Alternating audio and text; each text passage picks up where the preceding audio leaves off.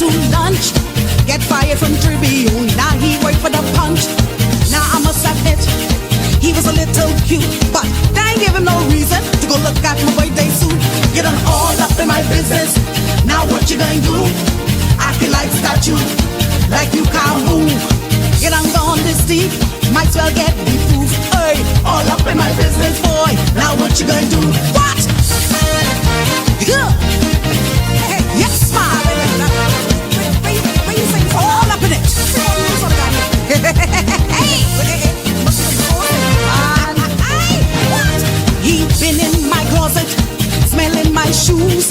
He round my clothesline, say he looking for clues.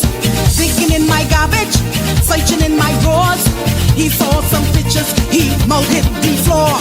He took out his pen and started to write. The more he looked, the more he liked. You done all up in my business, man, what you gonna do? Acting like statue, like you can't move.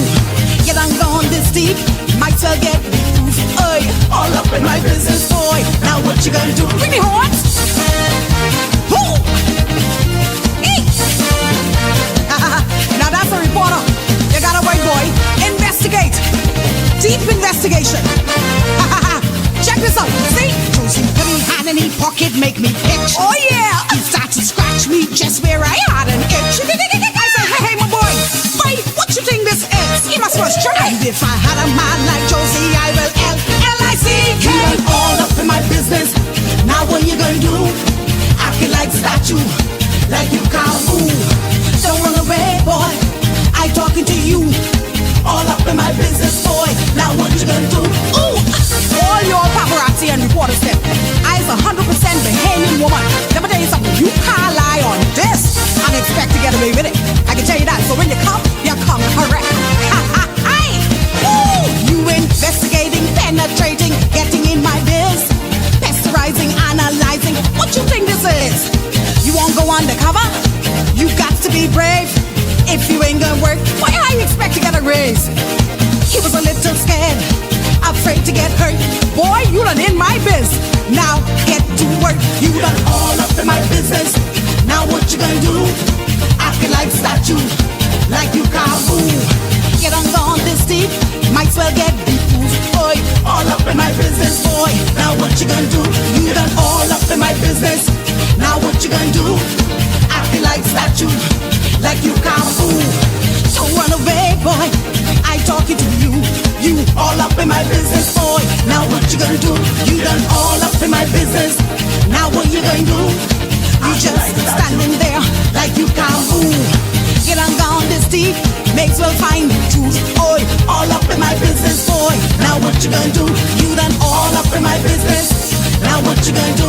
You done all up in my business. Now what you gonna do? Ooh, ooh, ooh. All up in my business, boy. Now what you gonna do? Ooh, all up in my business. Now what you gonna do? Ooh, all up in my business. Ow. Now what you gonna do? Ooh, all up in my business.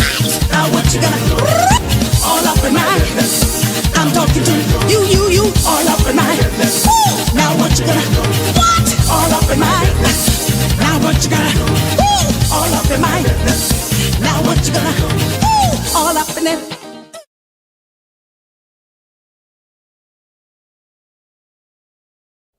Hey, where are you going? I got my little aqua pure water, and I got my coconut tart, and I got my conch slop, and I got my 30-pound test line. That could only mean one thing. I'm going fishing on the rock.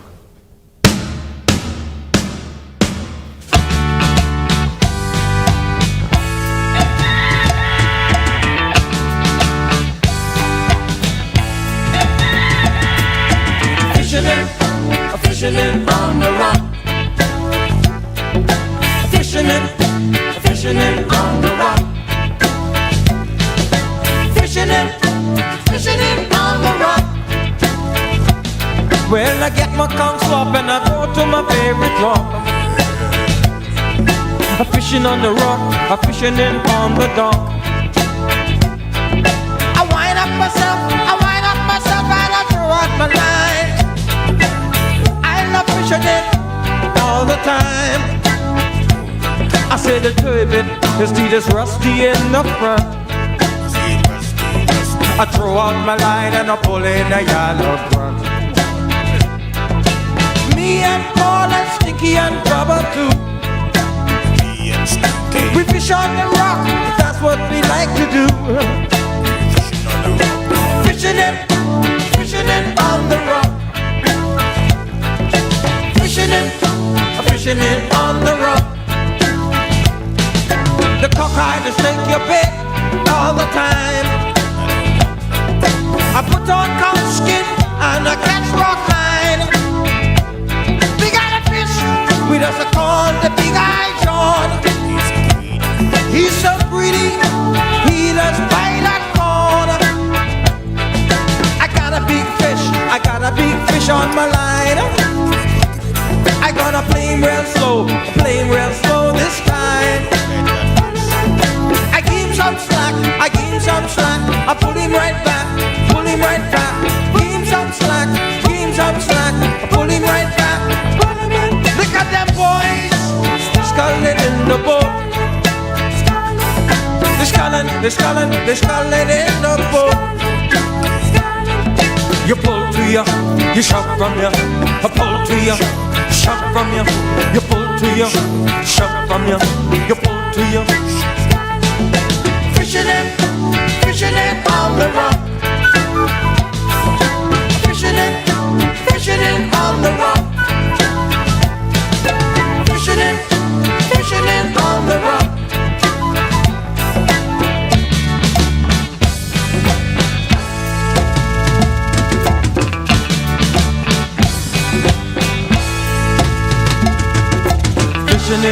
Yeah,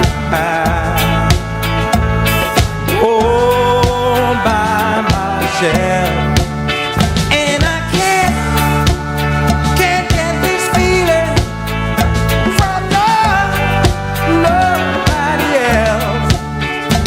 And the blue sky and the ocean is all around me as I fish with my baby, with my darling, down by the sea.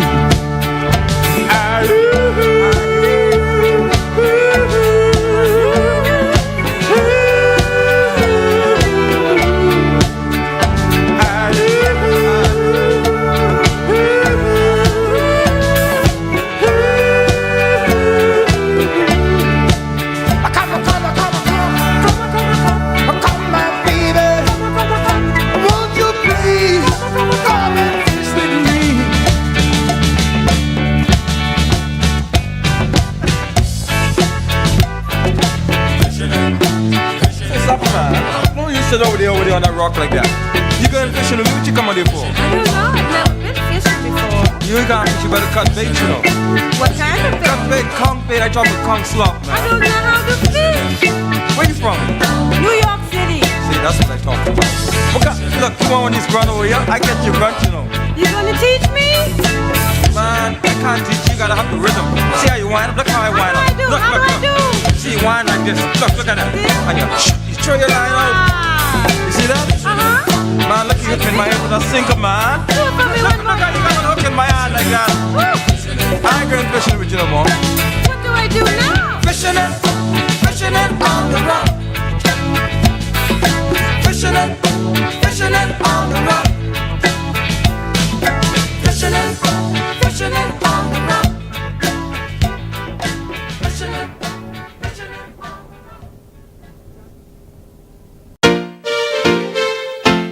Oh na na na na na na na na na. Oi oi. So Cupid, you messed up this time, shooting your arrow so careless. You must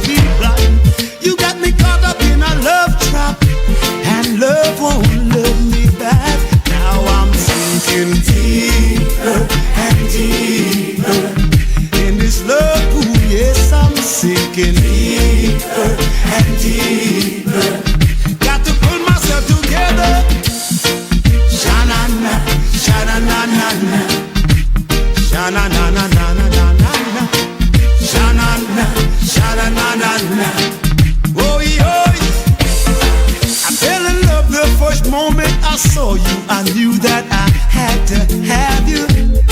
You look so good I couldn't let you slip away. I took you for a date just to show you a good time. Eventually you said you'll be mine. How foolish of me to believe what you say. The loving was so good I did not even see it coming. You played with my mind, now my heart is broken. You bet you messed up this time, shooting your arrow so careless, you must be blind. You got me caught up in a love trap, and love won't love me back. Now I'm sinking deeper and deeper in this love pool. Yes, I'm sinking deeper and deeper. Got to pull myself together now. Sha-na-na, sha-na-na-na-na, sha-na-na-na-na-na-na-na, sha-na-na, sha-na-na-na-na. Oi, oi. When I come to your place, I have to be sneaky or meet a guy there that you say is your cousin. You're calling me your cousin when your friends come around, peeking through the window when somebody's knocking. Still you tell me I'm the only one you're seeing. Blinded by love, I could not see your lies. The evidence slapped me right in the face. I turned the other cheek. Oh, what a disgrace! So Cupid, you messed up this time, shooting your arrow so careless, you must be blind. You got me caught up in a love trap, and love won't love me back. Now I'm sinking deeper and deeper in the sinking sand. I'm sinking deeper and deeper. Got to find a rock to stand on, y'all. Sha-na-na, sha-na-na-na-na, sha-na-na-na-na-na-na-na, sha-na-na, sha-na-na-na-na. Oi, oi, oi, oi. Love trap, love trap.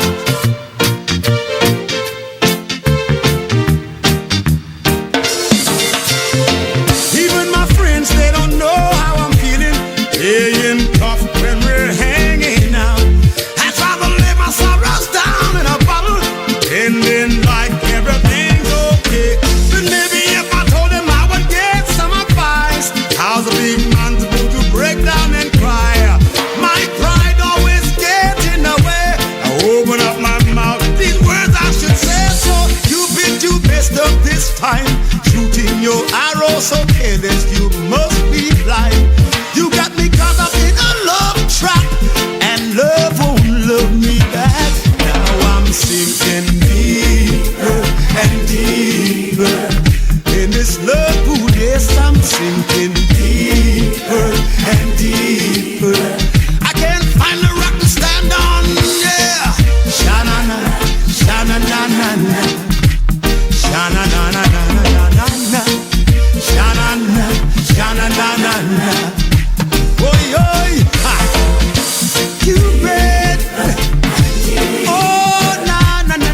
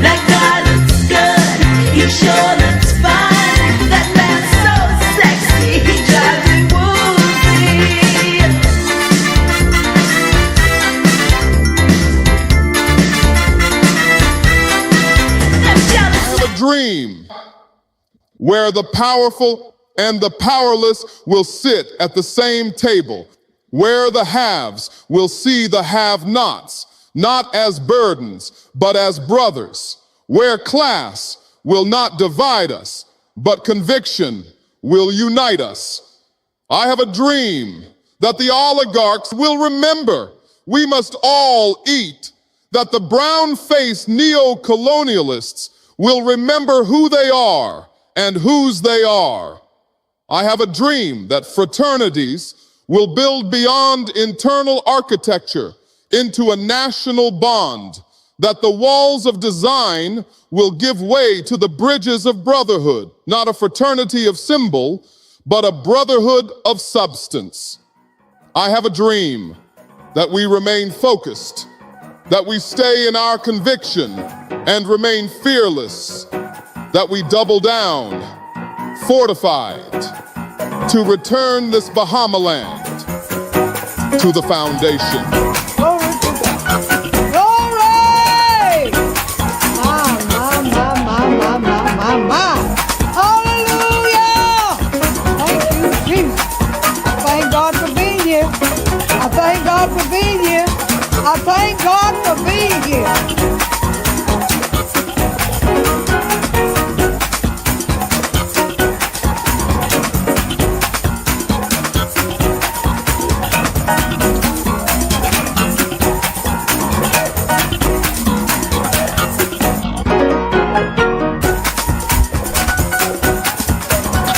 Good afternoon, ladies and gentlemen. The Foundation with Howard Grant. Beautiful day. Grateful to be in your company. Always grateful to be here with you. Jamming on this beautiful day. I pray that you are well. I pray that you and your family are well as we continue to be able to do all that we're doing out here in the land of the living. It's Christmas time. Christmas time out here. I don't know whether or not you heard Mariah Carey yet starting to be able to do her little singing. But it's Christmas time and the festivities are in the air. Festive time. We're excited, man.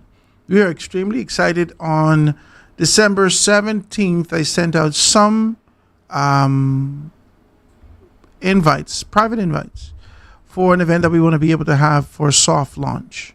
I don't know if you guys are interested. If you want to be able to come down and hear, it's only going to be for like 100 and some people. Like, can't afford more than that. My God, I can't afford 100 and some people. But if we can do something, we can have a good time. We're expecting to have the Prime Minister in the house, Prime Minister Brave Davis, being able to cut the ribbon for us to be able to get into this space, right? We are working assiduously to be able to get these things. Man, listen to me, man. Listen to me. I need your help. All right, we talked about this. Listen, if you guys want to invest, if you want to do some stuff like that, you're going to be able to get it done. All right. So let me know. Give me a call. Howard, what you need, what you did to come by, see the place. It's a beautiful location. We got everything going on. As soon as I get some things done, I can put all the pictures up so you can see it. But you know that we're here for another few days. Today is the 3rd of December. I got to shout out my good girl, Charlene Fowler. Her birthday is today. Charlene Fowler. She said to me that Howard is going to be 62 years old. So she's 62 years old. Charlene is my good friend. No, from the hotel days, what they say, from Coon days. And she's out there, she's celebrating her birthday today, so happy birthday to you. Guys, December 17th, Soft Lawn is going to be sort of a soiree out there on the top of the hill, Market Street. We're going to be able to do something really nice. And so we want you to be able to participate and be a part of what we're doing. All right? As we go forward, I got to shout out my good, decent people over at Crystal Select. Crystal Select Waters, premium drinking water. Water of the Bahamas, East Street South, right here in Nassau. Guys, you want to be able to get their stuff taken care of. 325-1416, 325-1416. Locally bottled water. So you can be able to get that. Crystal Select, I told you they have great stuff going on. It's great water. Superb in terms of the refreshing aspect of that. You want to be able to ensure that you check that out. But also, there is a marketing element that affords you an opportunity, if done in advance, that you could put all your local labels and this and that for your company and so forth and so on the bottle itself. So they can take very good care of you. Crystal Select. Go down and ask for Mr. Clark. He can take good care of you on East Street South. 325-1416. Crystal Select. Goop, goop, goop, goop, goop. I can get the audio, you know. I am going to get that audio. And guys, realigner, December 5th. Well, I ain't gonna tell you nothing until I have to tell you something. But December 5th, we got everything going on. If you guys want to be able to get everything in there, make sure you check us out. The realigner, time is coming up. Time is winding down. If you're thinking about putting something in there, it's our year-end edition. And so we want to be able to wrap up everything for you to make sure that we can do everything. You know that we won't be here after December 12th. After December 12th, we're going on a break until January 5th. Okay? So from the 12th until January 5th, you won't be seeing us on the podcast. Okay? We're going to be here. We're going to be jamming. We're going to do what we have to do. But we are focused on ensuring that we get some things taken care of with what we got going on the top of the hill out there. Okay? So we want you to participate and want you to do some stuff with us. But we need your help, all right? So let me know if you can be able to assist. 827-0111, 827-0111. Right here, you can be able to get us as we talk about those things. In the studio with me today, joining as we continue to be able to talk about national events in sort of a festive season, festive mode, we have none other than Ian Munnings. My brother, what is happening with you? Pleasure, Howard. It's always a pleasure to be on the show. Absolutely, man. I always enjoy you sitting down here with me and jamming as we continue to be able to talk about national growth and development. You're here. When the last time we was here together, what we talked about? I think the last time we were here, we were talking about it was post-election, and then after when Mr. Pickstock would have taken home the title. Right. As the man. This morning, oh God, I should have sent it to him. This morning in the House of Assembly, we were seeing Pickstock sworn in as the newest member of Parliament in the Commonwealth of the Bahamas for the constituency of Golden Isles. Right? Let's see if I can be able to find that. I think it's on R News. You could be able to pull it down from R News. Right? But he's out there and he's doing some wonderful stuff. I'm always grateful. I'm really excited about being able to see this kind of a new wave and new things that's happening within the Progressive Liberal Party, right? I know it ain't one of the things that persons talk about, but they are strategic in being able to identify youth and place them in the position for growth and development. And that's something that we must commend them for. We must commend them for that. Even the consideration for this new senator that should be in what I've seen in terms of consideration. I don't know who they chose yet. They haven't sworn anybody in. You don't know. No, they didn't swear in. Okay. Now, even though you all fight Luby down, if you're having a conversation about it, that means that he was in consideration. Consider his youth. You won't consider his ethnicity. You won't consider his race. You won't consider his background. Consider his youth. This is the course that the PLP is charting. Okay? My consideration, how it have to become, it has to be based on, can you do the job? Are you willing to do the job? Are you determined and persistent enough to get the job done? That's what the people really want to know at this point. In a senatorial capacity or any capacity? And any capacity within our country. There are a lot of people that are in positions, that are sitting in positions, that are clogging positions, and they just aren't getting the work done.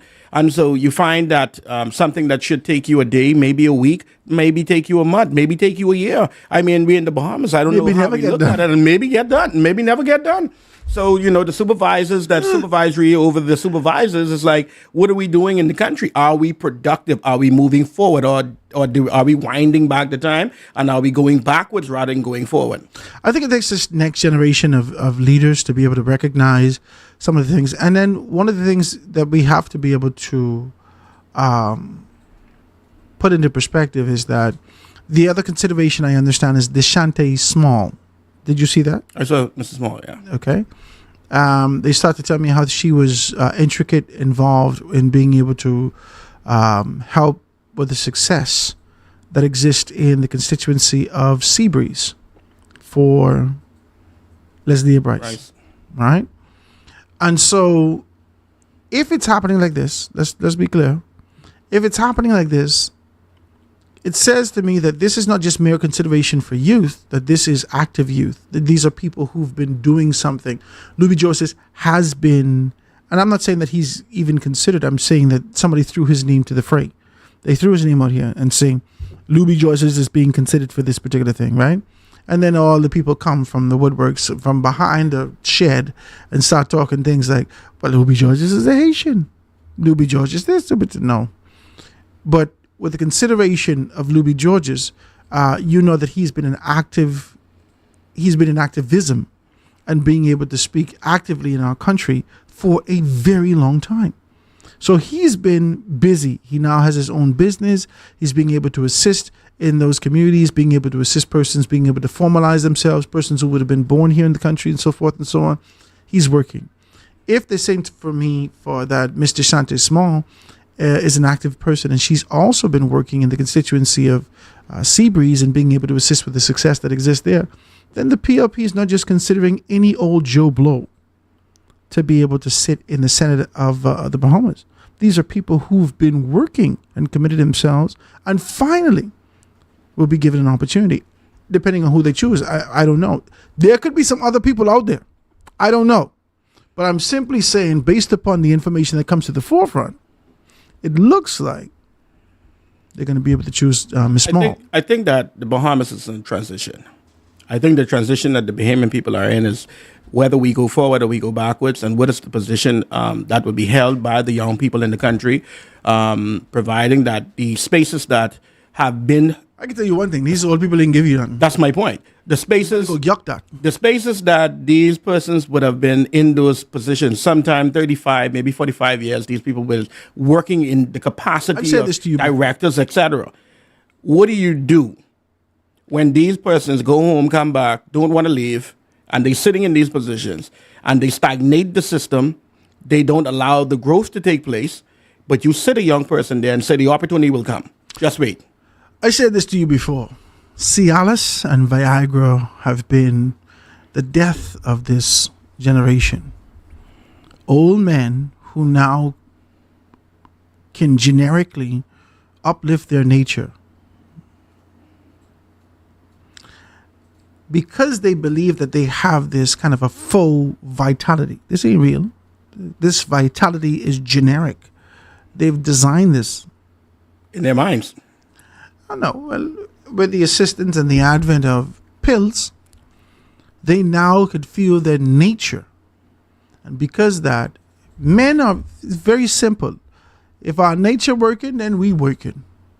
If our nature ain't working, then we start packing up things and say, oh, well, you know, I coming home now, baby. You're going downhill. This is it. You start to fool everything up. Let me write the will, right? Well, Daddy, you're only 65. Yeah, you're going downhill now. I finish. It's done. Your nature over. And this is the position that you're in. And so when you identify these particular things, it's kind of a faux vitality that a lot of men are feeling themselves of because of the times that the dispensation is in. It's robbing youth of the precious years of mentorship. It's robbing the younger persons of precious years of being able to sit under the tutelage of someone who has been able to experience a great deal of this and now being able to pour into you, because they see you as competition now. They see you in a competitive space. They say, well, come here, I've been on this line a long time. Somebody held me out. And so, you know, there's not that kind of a proper transition. We're seeing it happen significantly in the Free National Movement.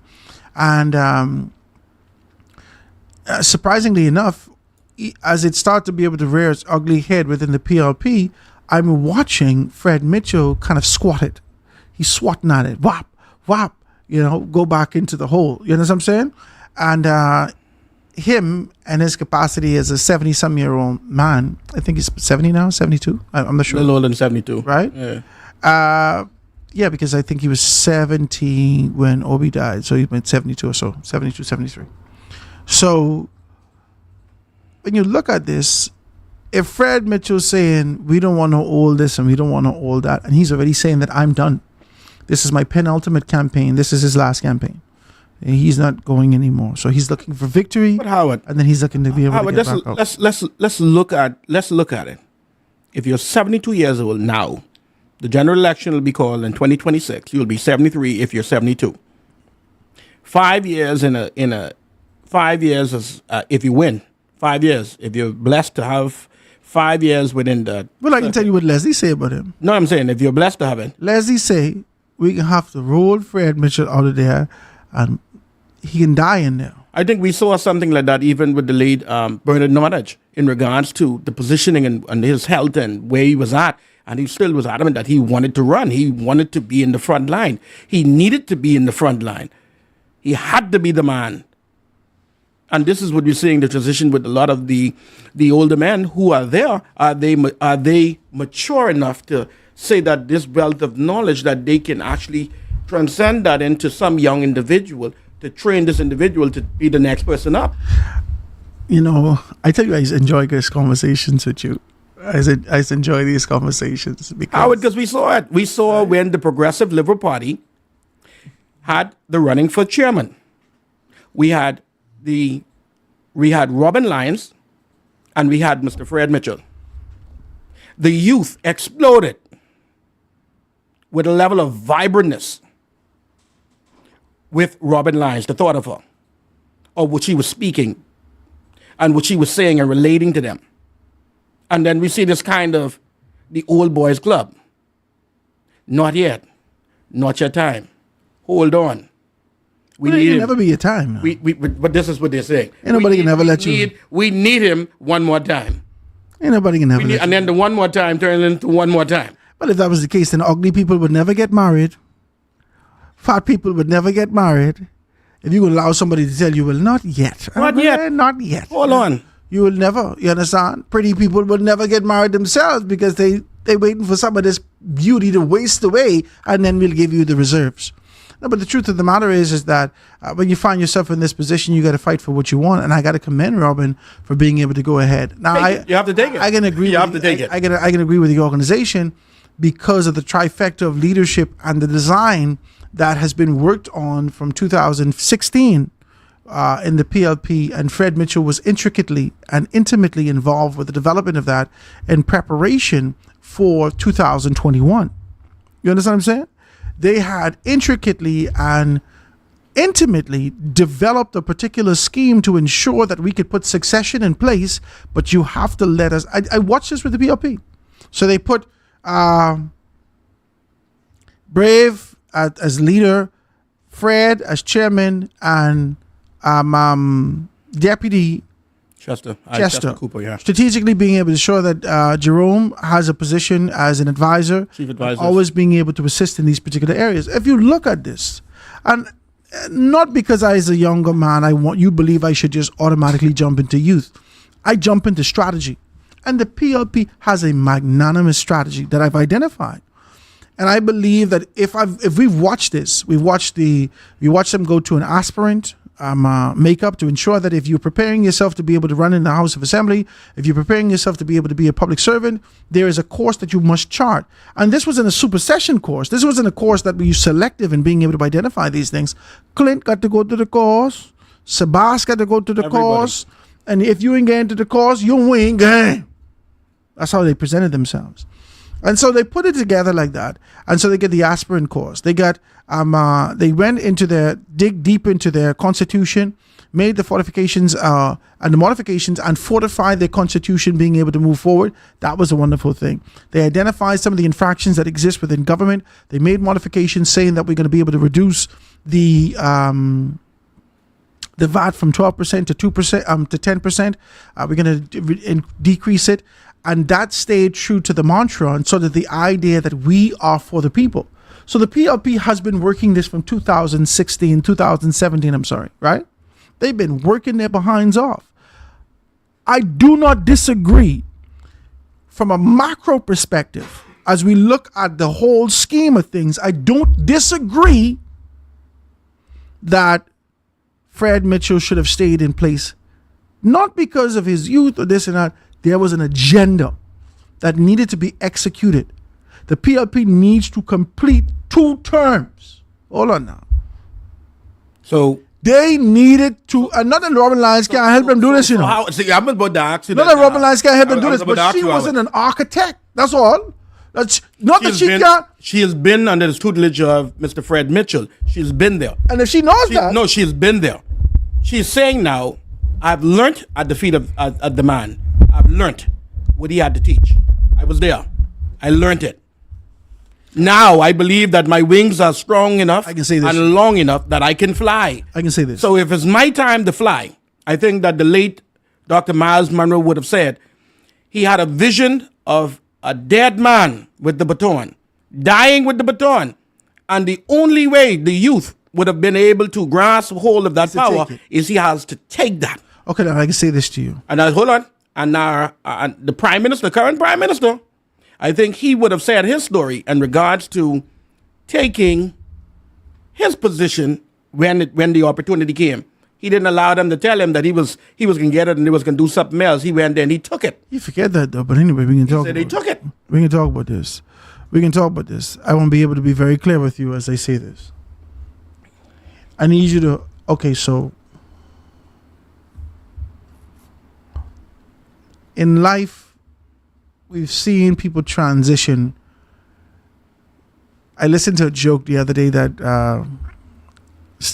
Chris Rock would have said to, I think they were honoring Kevin Hart, right? And Chris Rock was on the stage. He said, look at you. You're so happy. You get that new wife smile, that second wife smile.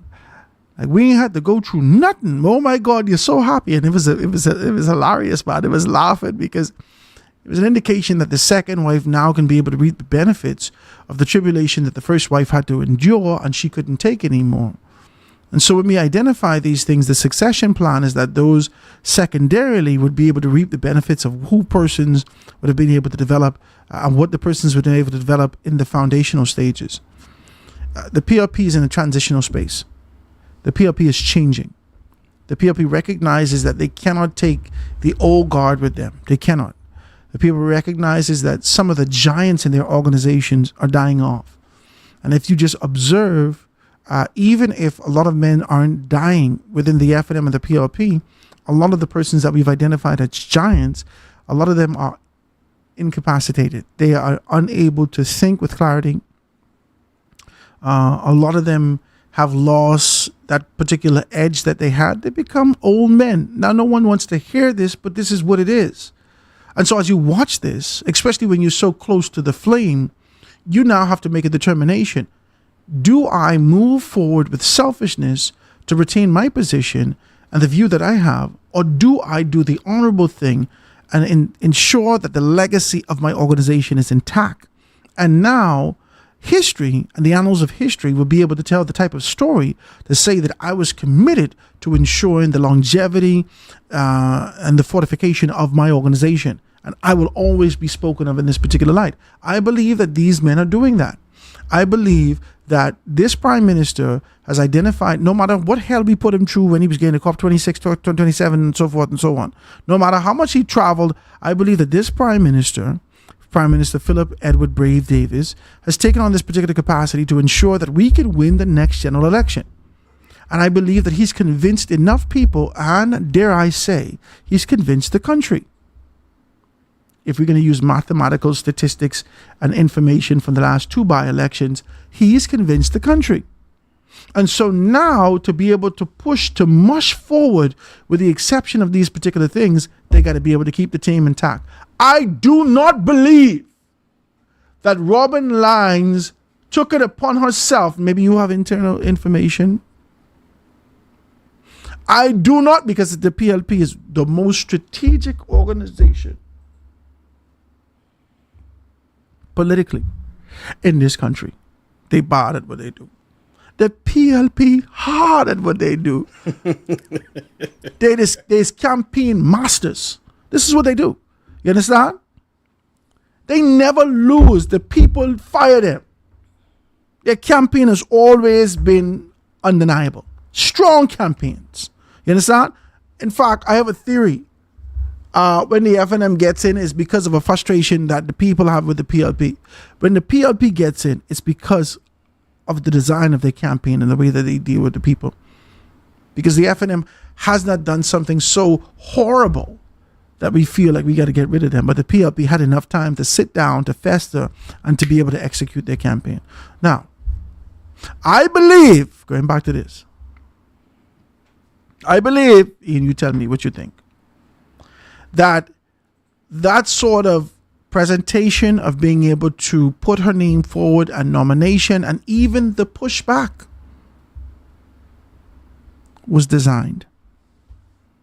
Because she was not rejected. No. She was not excommunicated. No. She still, listen, Fred Mitchell still being able to extend an olive branch to her, still speaks of her well, still speaks of youth well, still being able to identify these things. And Fred Mitchell, for the first time in the history of what we've seen, whether he's an old man or not, older gentleman or not, he's now been able to speak about the coming to an end of his political reign in this country, or his political aspirations in this country. It's now coming to an end.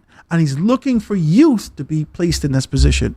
Robin Lyons is in a strategic, beautiful position to be able to mount the helm of leadership in this country via the PLP. And I think that the entire campaign did that to show the fortification, to show articulation, to show our insight, to show all these things that we may not necessarily see externally, but now, because she showed it, we say, oh my God, where Robin Lyons is, I think we need her. We overlook her. I think we overlooked her.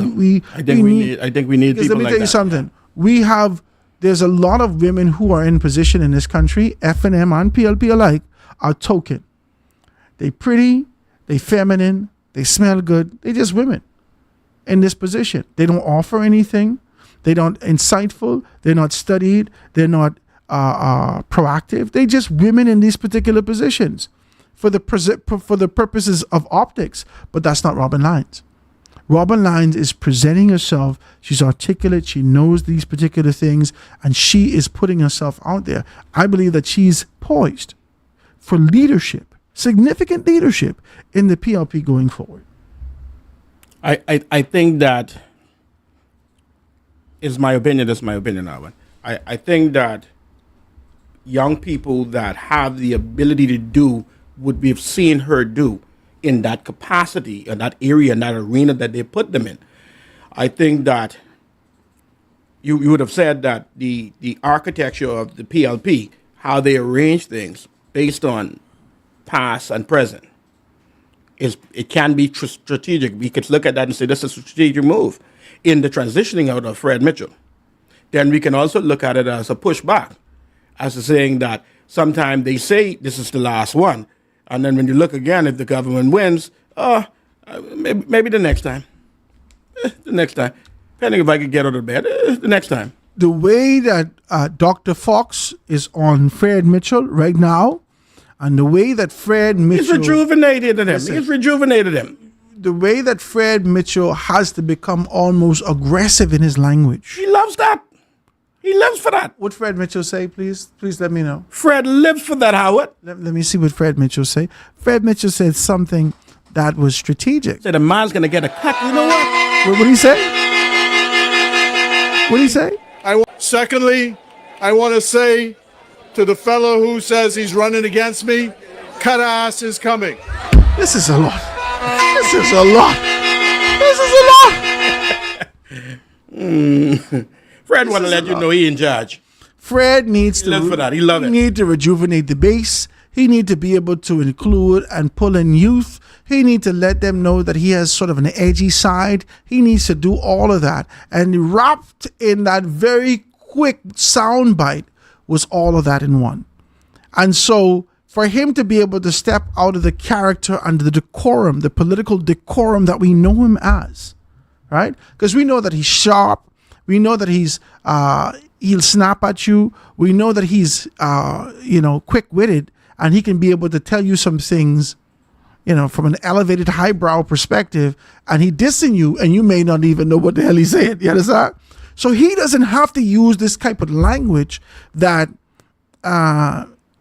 he's actually being able to go low in a sense. He wanted to relate. He need to let everybody know. The crowd that was there. The crowd and the people who watch it later. Take a little laugh. Know that I'm lighthearted. Know that I'm edgy. And know that I'm coming for victory. Fred Mitchell is a consummate politician. This is what he does. You understand? And Dr. Fox, who is in his own right, really been able to carve his own space out. He give more cake out Jesus, I said, this man have He on TikTok. he have more shares in the bakery He now. on TikTok. He all over the place, And they letting you what kind of hot dog he's eating. right? I know he say, this ain't no hot dog operation, it's Angus beef, baby. And I laugh because he's taken, because Fred Mitchell made us laugh. And he said, well, he's running a little hot dog operation. Right? And he took that kind of a joke that made all of us laugh. And he said, this ain't no hot dog operation, it's Angus beef. And we laugh again. Fred Mitchell, no, he got hell on his hand But Howard, with Dr. Fox. This is the kind of politics that most analytical people look at and they love it. They want it. They vibe for this moment. We're looking into this political arena and say, hey, this is what we used to. This is it's like we're coming back to that kind of arena. We're looking at it. We could say the same thing at looking at the Sebastian and Karen, and you can look at Blue from Freetown. We're seeing these young aspirants or the young ratified candidates in their positions, and you're saying to yourself, these guys are lifting the bar.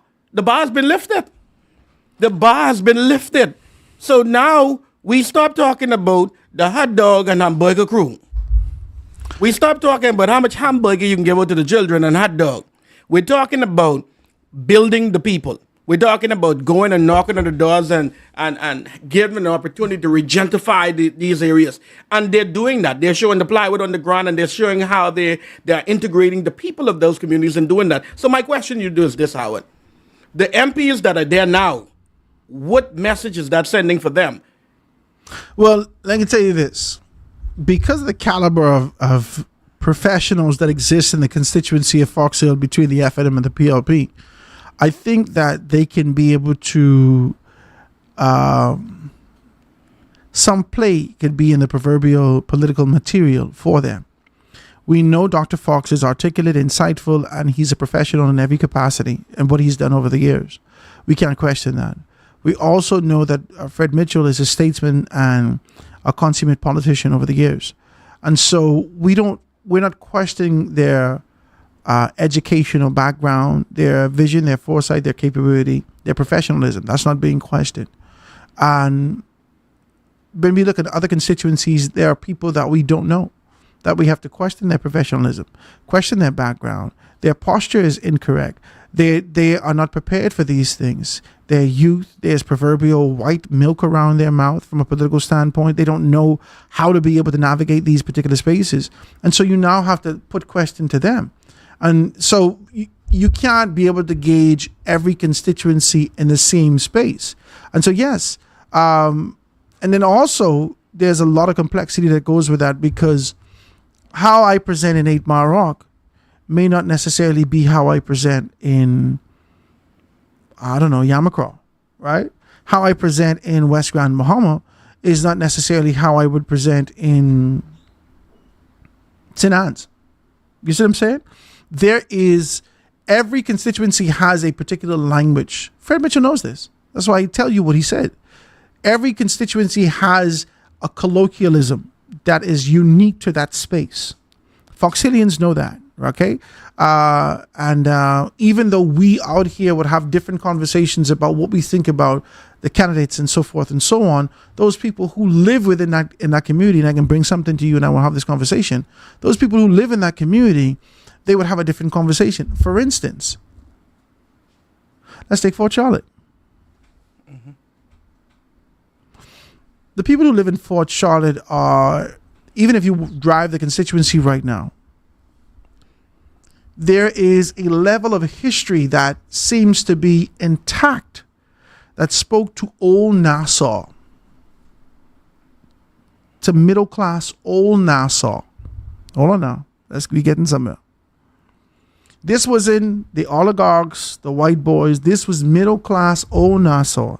When you ride in that space, the manicured space, when you ride and see the structure of how the houses were designed, when you ride and you could still feel the level of community in these particular space, there is a retention of Bahamian conviction that exists in Fort Charlotte. I'm getting somewhere with this.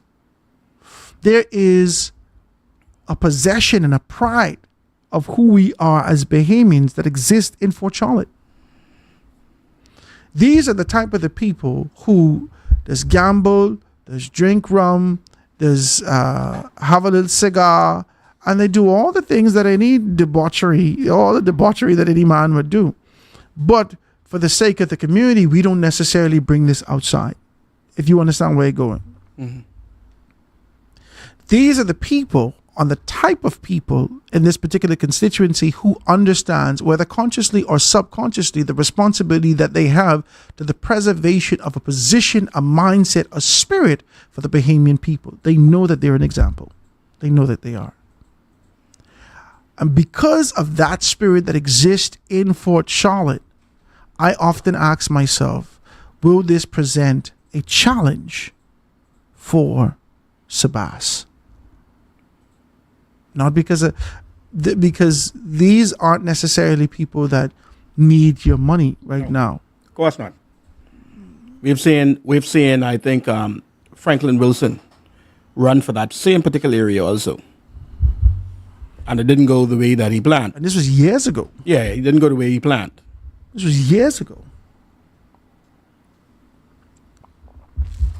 These are the people, you see how I break that down for you? I break it down for you to understand that they still retain the spirit of the Bahamian people. Okay, there are some places that you could go in this country and you remember who we are. There's nostalgic places, okay? When you go riding out east on that long scenic route and you can be able to take that and you see the houses and the structure, there is a nostalgia of how the oligarchs lived in this country, the Eastern Road. There's a nostalgia there, okay?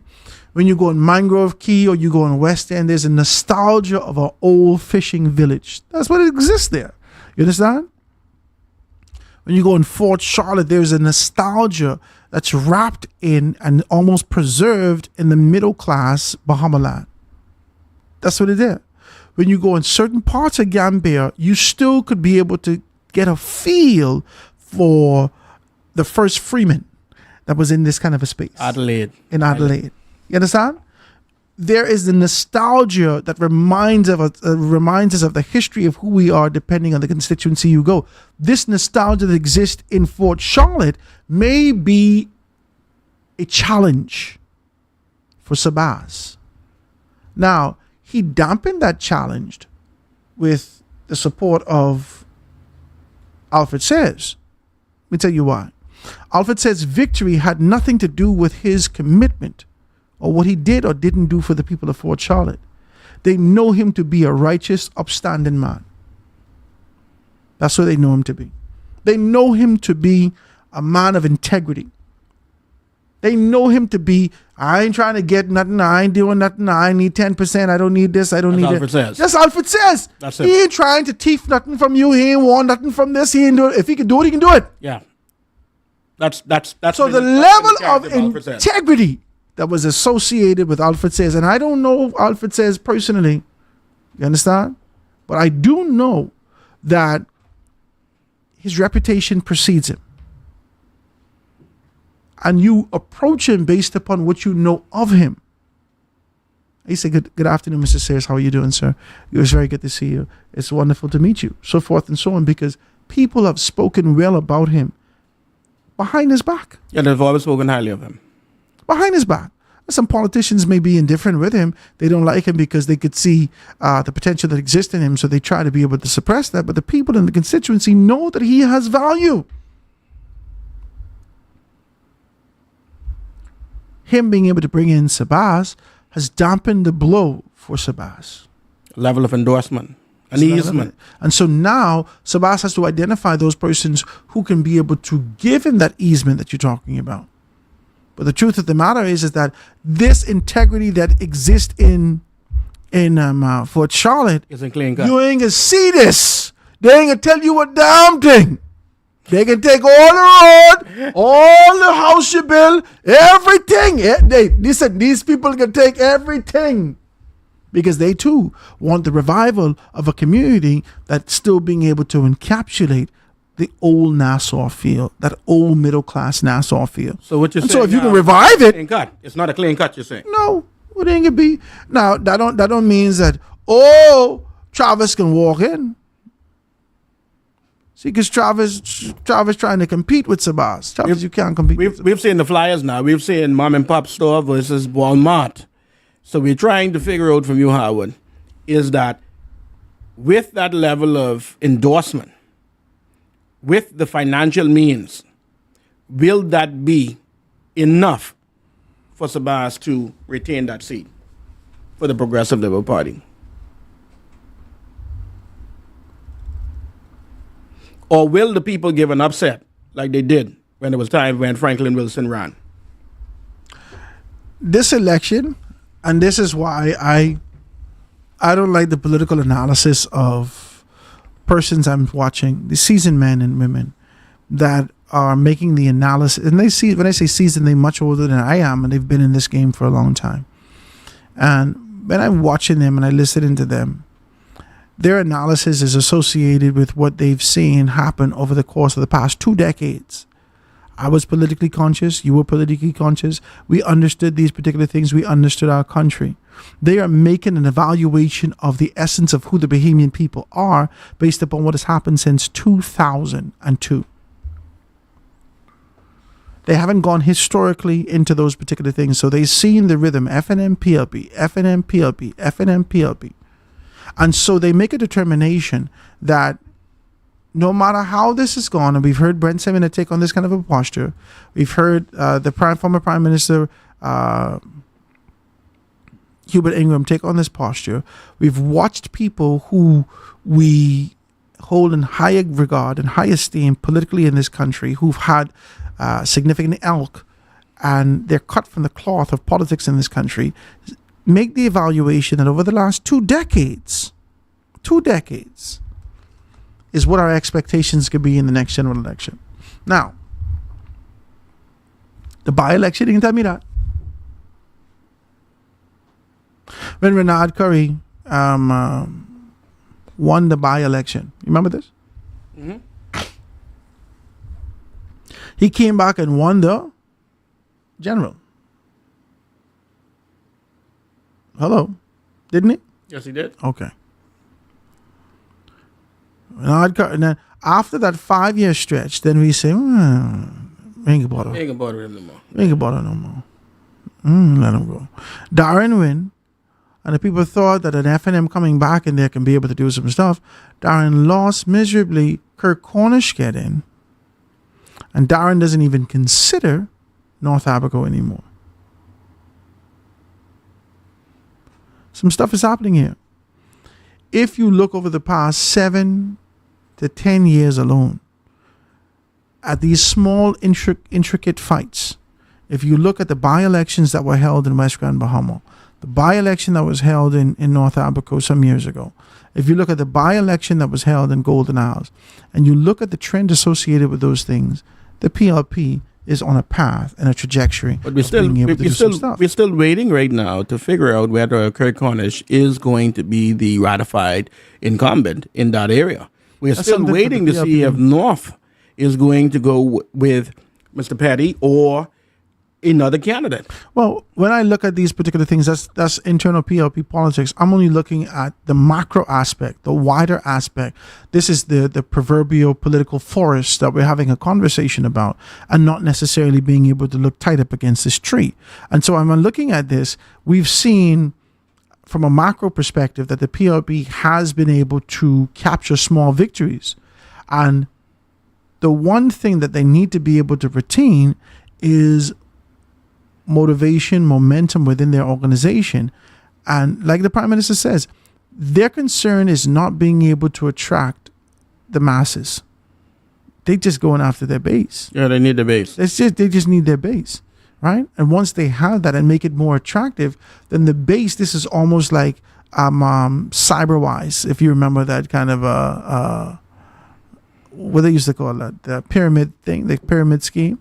Once you get in with the organization, other persons are going to kind of file in after you. The question is, are they listening to, are they going to be based on the party choices, or are they going to be listening to the people who in the constituency and say, hey, I want Howard? Every single man. I understand that that's what happened with Petty. I wasn't supposed to say that. Understand that's what happened with Petty. Petty come with us and tell us he gone. Sayonara. See you later and come back as the Prime Minister. Right? What the bunch Americans say. Sayonara, amigo. It was funny because when I watched that, Petty said, I'm going to go home, spend time with my family, and I'm going to come back. Unless his wife said, get the hell out of this. No, the man said, I'm going to come back, and I will come back as a Prime Minister. What you doing here, Petty? He made a statement that he'll come back as a Prime Minister. And I was watching the HOA, and I think the Prime Minister would have said something in regards to, well, you have the fellas that can come back as a Prime Minister.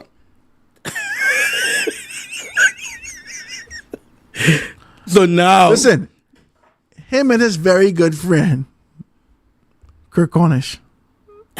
Well, Craig said he's the Prime Minister of Abaco. He's the Prime Minister of Abaco. I say the Prime Minister of Abaco. I don't know if they regard him as that. But the man said that he is the Prime Minister of Abaco. And this is what I'm asking you now, Howard. The party has a due right to select their candidate, their man.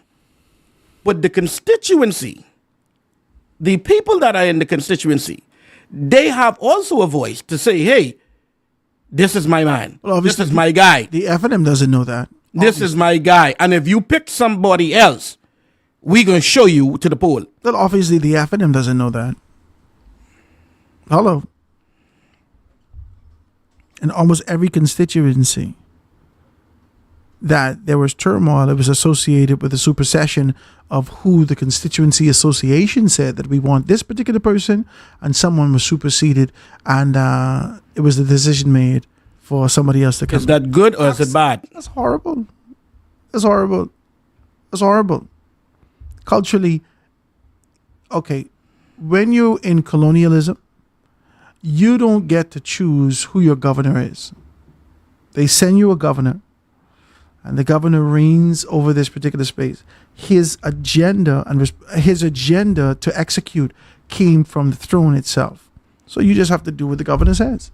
So the governor is required, right? But when you're in local government, the responsibility is to identify the persons that we know that is capable of being able to do the things that we need right in the community that we in. So we choose these people right among us to be able to execute the things that we want. When you're in party politics, you never get a real choice. The Bahamian people have not been given a choice. Our only choice is between the FNM or the PLP. So is that We've never chosen our own candidate over the past 20 years. So is that one of Hubert Ingram chose our candidates. Is that Gary the reason? Christie chose our candidates. Is that the reason of the flip-flopping, you think? People don't want these people. There's so many of them that they are just not desired in the constituency. Or you think some of them has changed your mind. Oh boy, I didn't know you was like this. You're very good. Very good, yeah. We You can go with understand? it. Oh boy, I had so much hopes and aspirations for you. You suck. But people don't want them. The associations aren't really given an opportunity. They don't have the autonomy to make the decision. If you had to grade the modern politicians now, today's politicians, today, not post, today, out of 100 in representation, what you've 45. Seen, you've given them 45. Stretching and moving to teetering towards a 50. Because a lot of them are chosen based upon their ability to be able to take directives. They're not thinkers. They aren't visionaries. They don't have a plan. You understand? Let's take this last election, this last by-election that we've seen in the constituency of Golden Isles, and even the one in West Grand Bahama. The campaign slogans had nothing to do with what can be able to be done in the constituency. Brian Brown took on this kind of a position to say, I've always been here. Let me be a representative. I've always been here. If the PLP can be here, they can fix these things. No how. You might as well just let me. This essentially was his campaign. This campaign, I've never left. I've always been here. And then with the same mouth, right? And this is why a spigot can't give you salt water and fresh water at the same time. With the same mouth, he said, I've been here for 15 years and no one has ever done anything in this constituency. After he didn't help Vaughn to get in, you know. You can't make this stuff up. You can't make this up. And you identify these things. And then simultaneously, when you see Darren came to the forefront, Darren started to say, there's a 10-point plan. I want to fix this. I want to fix that. I want to fix the next thing. I want to fix this. And then they jump down the man's throat. Oh, you trying to say the last MP was bad? He didn't do it. It was very silly. He was telling his plan. He dared to give you a vision Of my plans. of the plans that we want to execute in this constituency. It wasn't his plans. If you listen to him, he developed that plan after he went door to door with whoever the PLP general say, go talk to this one, go talk to that one, go talk to this one, and came up with a concept to present to the constituency of Golden Isles. And by damn, if he had given me that when I was living in the constituency, I would have voted for him. Because at least he had a Plan. A way forward. all Brian could say to me, boy, how would I know your ma? Your ma was a good F&M. I expect you to vote for me. Well, what the hell, sir? You pitching me, or would you like me to call my mother for you, sir? What are you doing? I've never received anything other than that from those people because of familiarity in the constituency. I've lived in the constituency all this time and have not heard a vision. When Michael Alkides was in the particular constituency, his vision was not constituency-based. It was party-based. This was a constituency-based vision that was executed and presented to the people of the Golden Isles constituency. And I expect Darren Pickstock to do well. When he was in West Grand, Bahama, Kingsley Smith, my cousin, running against Ricardo Grant, my cousin. I'm serious. Two of your cousins. Two of my cousins. Kingsley Smith entire campaign that came out of the belly of the PLP, let's do this one for Obi. They did it for Obi. And so they retained the position for Obi, but were they able to do anything else? What about now? That's the problem that they have now. You had no vision to be able to execute the thing. That's the issue that we have. The modern day politicians lack vision. They're chosen not necessarily, okay, so say what you want to say about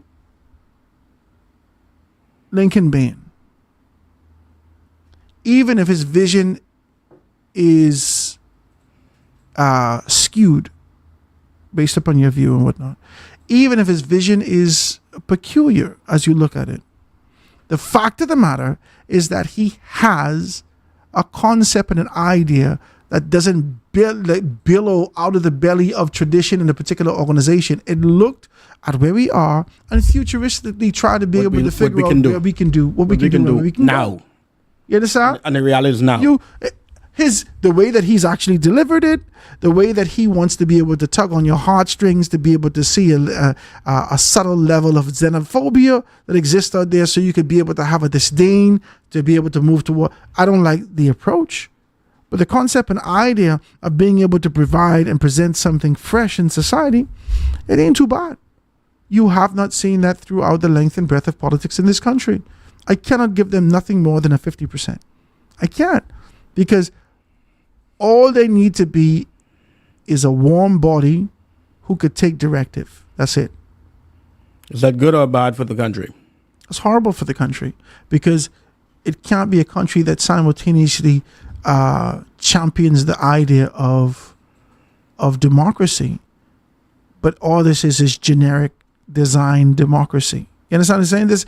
This is the appearance thereof, but the substance, it's lacking. This isn't true democracy. In your opinion, if you had to be advisor and you had to advise the Prime Minister of the country in regards to moving the country forward today, if I asked you, Howard, and if I was the Prime Minister and I said to you, Howard, you are my chief advisor, tell me, what can we do in 3 years to change the landscape of the Bahamas? You can't change the landscape in the Bahamas in 3 years. You can't do nothing in 3 years. You can't build a house in 3 years. Not in this economic situation. I'm not talking about whether or not you had this kind of a plethora of money just being able to pour down on you. I'm talking about in real time, real world situations. It's difficult for people living where we are, how we are, to be able to build a house in 3 years. And that same difficulty now transcends to the pinnacle of government. It's difficult for them to change a mindset. The Word of God says that be ye transformed in your thinking. That's what you have to do. You come as you are at the forefront. We take you as you are, but it's your responsibility to be ye transformed in your thinking. Our country has been transformed from 1973 to now, and it's the PLP's fault, most of it. The branding that the PLP had was very selfish at the forefront. It was a branding associated with ensuring that they can be able to retain the position of power and leadership by being able to scare you with the boogeyman UBP and say, don't let the white man back in. Okay, so they did that. They have not transitioned well until after 1992 when they started, oh, Jesus, we can't use this branding anymore. They changed the branding and the branding became They had to change it. people. Capture the hearts and say, we're the people. We're going to do all the heavy lifting. People, we're going to lift all the heavy load. We're going to wipe every tear from every eye. Every tear. You understand? And so they had to be able to change the language of their speech. The speech prior to that was this particular thing. And I only say that because they are responsible for the conditioning that exists in the minds of the Bahamian people, deep-seated in the Bahamian people, that believe that we had to go to another man for our liberty.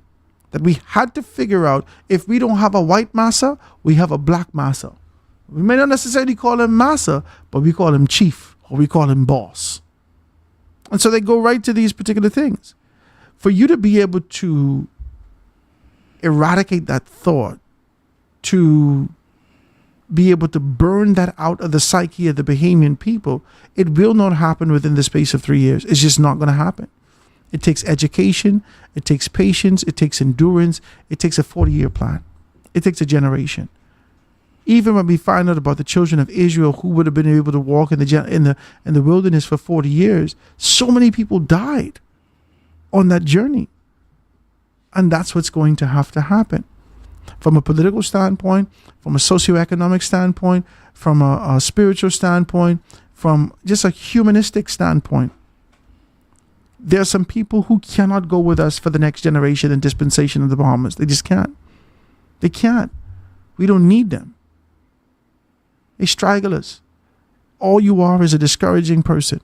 All you want to do is talk about the negative aspects of what could happen. And, oh, God, you got to be scared of this. And hold on, you got to watch out for Trump now. Watch out for this. Watch out for that. You don't know what's going to happen. Oh, you got to listen to Marco Rubio them. You don't know. Trump them could drop a bomb on us. And they reject the idea of sovereignty because of their fear of being able to eat the grapes of Canaan. You got the grapes in your hand, big ass grapes. They look like watermelons. And you eating them. You've already gone over and you sent the spies to talk about the potential that exists here, and they've come back with proof that we can do this. It's here. It's here. We had capability of being able to do these particular things from a digital standpoint, from a technological standpoint, from the incorporation of these things, from our relationship, from our geopolitical standpoint, from the education that exists in this country, from how we're looked at in the Caribbean. We have the grapes. But are we using them? There are giants in the land, though. That need to be slayed. China, America, the Indians around here, the Haitians. There's a fear that we have as indigenous Bahamians that if we don't keep these things normal, someone may be a disruptor here. And we can't deal with the disruption. Not from America, we're good friends with them. Not from China, we're good friends with them. Not from Haiti, we don't want them to uproar in these particular spaces. You can't make these changes in 3 years. You got to start with education. You got to focus on education and not just being able to double the financial budget, but being able to look strategically at what needs to happen in our country going forward. You cannot just double the budget and throw more money at it. If my wife is upset with me, spend more money. I just give her more money. That's not going to change anything. Is that going to take away the problem? That's not going to change anything. No, she's going to spend the money. She's too busy to row you about what the issue is. Moment. Right? She's too busy because she have to go now spend this money. But the truth of the matter is that when the money gone, the problem still exists. The issue still exists. We haven't gotten to the root of the issue that exists. We can't just throw more money at it. The Prime Minister has been able to feed over 1 million students in our country. The problem still exists. And in the midst of being able to feed 1 million students, do we have any statistical data and information to indicate whether or not we've seen an incremental change in attitudes and behaviors and reception? See, anytime the government does something, it needs to come with measures to know whether or not we've done the right thing. If I get a contract from the government, right, I need to quantify how the government how I've been spending this money. To And be the able to impact. show, you understand? I have to be able to show the government, okay, as a result of what you've given me, this is, I can quantify how I spent your money, where I spent your money, and you can get The results, the impact. the results, We do the same thing, right? We looked at the SPDC. the value for Same their thing. money. We look at the SPDC in regards of giving out grants to the Bahamian citizens, right? And you realize that millions of dollars was given into what they said to Bahamians to start a business or who were already in business. I asked them. It came from the IDB and the world. I think it was the IDB from. I think it was $23 million that came from the IDB. One of the initial things that we got from Hubert Ingram, and they break that up into $5,000 packages and distributed all over the country. It was a prerequisite to be able to get something else that they were looking for. Minister did it to be able also. to do those particular things. And the They keep- program still exists. They now. will keep on doing that. What is the statistics on it? They How will many keep- people we have in the, business? The still- IDB has they to have it? justify why they're giving you money. And the IDB, whoever those persons are that are running that, there is a global agenda to ensure that everyone falls in line with this particular thing. And so incrementally, there is a debt for nature swap. Incrementally. And even if you don't call it a debt for nature swap, they're continuing to be able to give you or to relieve your debt by providing you information and being able to change the nature of how things are happening in your country. This is what they're doing. So they are pinching away at the culture, at the ethnicity, at the true essence of who we are as Bahamians, and being able to replace that with whatever their desires are from a global standpoint.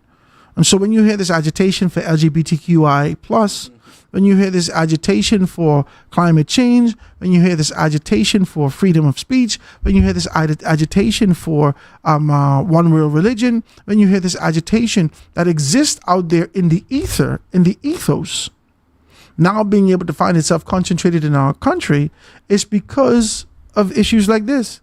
And it's because governments find themselves in position where their only care and concern is to be able to provide you with a bottom line. How much money we got in the bank. Are we in the red or are we in the black? And so their desire to be able to show that we could be able to be in the black, they've forgotten the intangibles. They've forgotten those things, and that's where the change comes. The change comes over the course of 20 years to 40 years with the intangibles. How do we focus on our kids? How do we take care of our kids? It can't come with the teachers in the street screaming and yelling and, they gotta pay me. I agree that they need to be paid. And if the governments need to be able to see transformation in this country, You're going to need to pay them. you're going to have to pay them. You're going to need to pay them. But you're going to also have to be able to amplify what is the requirement from them. They're going to have to quantify why they're doing these things. They're going to have to quantify this. That should be You across cannot the do board. the exact same thing, expect us to increase you, and we're not getting the results. That should be across the board. Every government entity should be able We're to not give us getting that results analysis. from you. If you want it to be, listen to me. We're not getting results. We cannot, and then we make justifications of why the grades is as a Z or a B or a D or a Q, right?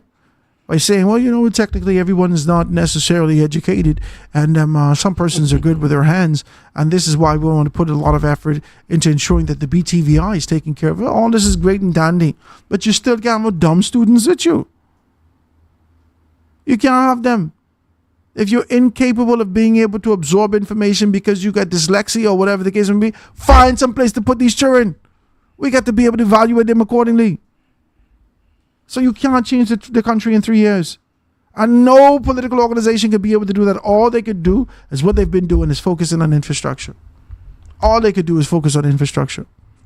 But if they focus on education, if they focus on relationship with divinity, with God, oh, nobody want to talk about that, Jesus. If you put God back in the school, I'm not talking about the now the day is over, night is drawing nigh. I'm not talking about these casual, repetitive conversation. I'm talking about a very clear understanding of who we are and whose we are. Where's we are? Well, everybody in the class, they ain't Christian now. Some people is Rasta and some people don't go to school. Well, it's too bad for them. You get in government school? This is what we teach in government school. If you don't want that, go somewhere else and tell your mom pay for it. This is what we teach in here. There's a mandate. This is what is required. But you're scared Because you didn't take the IMF money, take the World Bank money, take the IDB money, take everybody money, and their agenda is not faith-based. You got to get back. Ian, we got to get back to the place that God has called us to be in this country. And this can happen. But the country could do so much more. I mean, I look at the landscape and I travel every day and we're seeing more of these bars that are opening up. We're seeing Bahamian men stage, I call it stage, in front of these particular entities. We're seeing all of the things that is happening. We're seeing the people within the inner cities, they are complaining in regards to what life is and what is happening to them in the inner city in regards to the daily living, the cost of living, and everything else that is happening. I'm trying to figure out, are they going to come out on general election and decide to say that you punished me? I feel like you're punishing me. Like some people felt like ministers punished them when it was COVID without explaining to me why you punishing me. And just decide to say, you know what, I'm looking at the lesser evil. And let's just go do away with it and go to the left. Let's go right. Let's go center. Let's go, I don't know. The Bahamians are unpredictable. The Bahamians, you could have been able to look at certain landscapes and say, hey, I think they're going to go left. The tune is already there. They're going left. You could look and say, hey, they're going right. Based on the vibe, the tune, we've seen on the social media preferences on like the WhatsApps and on the Facebooks, we've seen a lot of people speak outly regards to the government and how they've been handling the general public. And then you see when time for the big dances, you don't see the people kind of show up. And then so you're trying to figure out. Nobody care about it though. But I'm saying you're seeing hundreds of people chiming into these social media platforms and having their moment, their say, whether it be voice notes or whether it be Facebook or Twitter or TikTok, whatever. They're just doing it. And so I'm asking you, if the general election were to be called in 2026, do you think the numbers will be high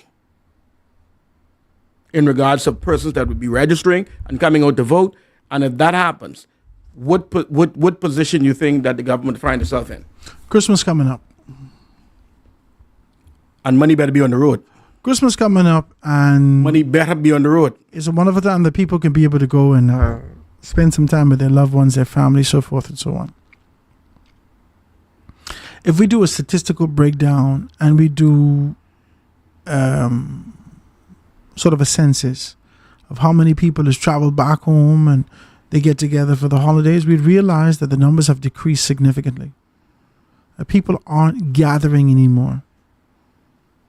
Because why? They don't care. No one cares. Not that we don't love mommy and Grammy, but we don't have the time for it. We're tired, we're busy, we want to do our own thing. No one cares about communing and breaking bread with each other anymore. No one cares about that. There's some families that try to be able to keep the tradition alive, right? And people who are pursuing pleasure would go from here to there, not necessarily with family, but they'll find a gathering to be able to break bread and have a drink, who's pursuing pleasure for themselves. But being able to get together with family and spending time, no one cares about that. These are the same people who don't care about voting. I don't want you to believe that this nonchalant, I don't care attitude only exists for the purposes of politics.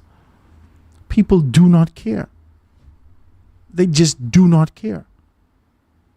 They're not concerned about these things. The inevitability of death, the pursuit of pleasure, the desire to be able to acquire something to keep on to yourself, no one cares. That's what it is. So it's the battle of the strongest base, you're saying? Let me see if I can answer this telephone call. Thanks so much for dialing the foundation. You're on. Go ahead. Pleasant good afternoon. Howard, how you doing, sir? And your guest? On your head. Good afternoon, man. What's happening? Everything's good. ATL here. Listen to the dialogue. Happy belated birthday. Thank you, my brother. I have a question.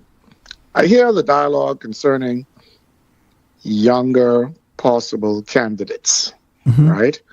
On both sides of the divide.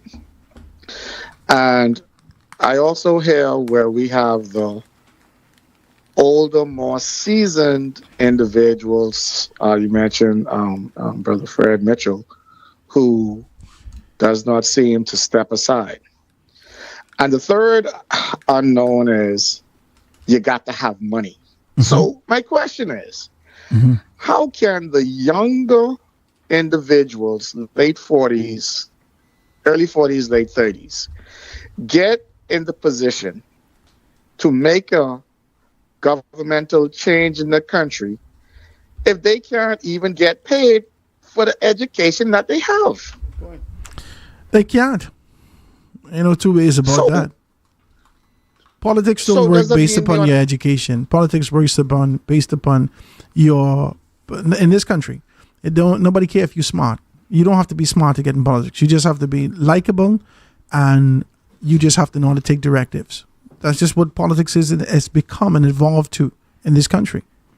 The only thing that separates those particular politicians, let's say hypothetically, you see Rick Fox.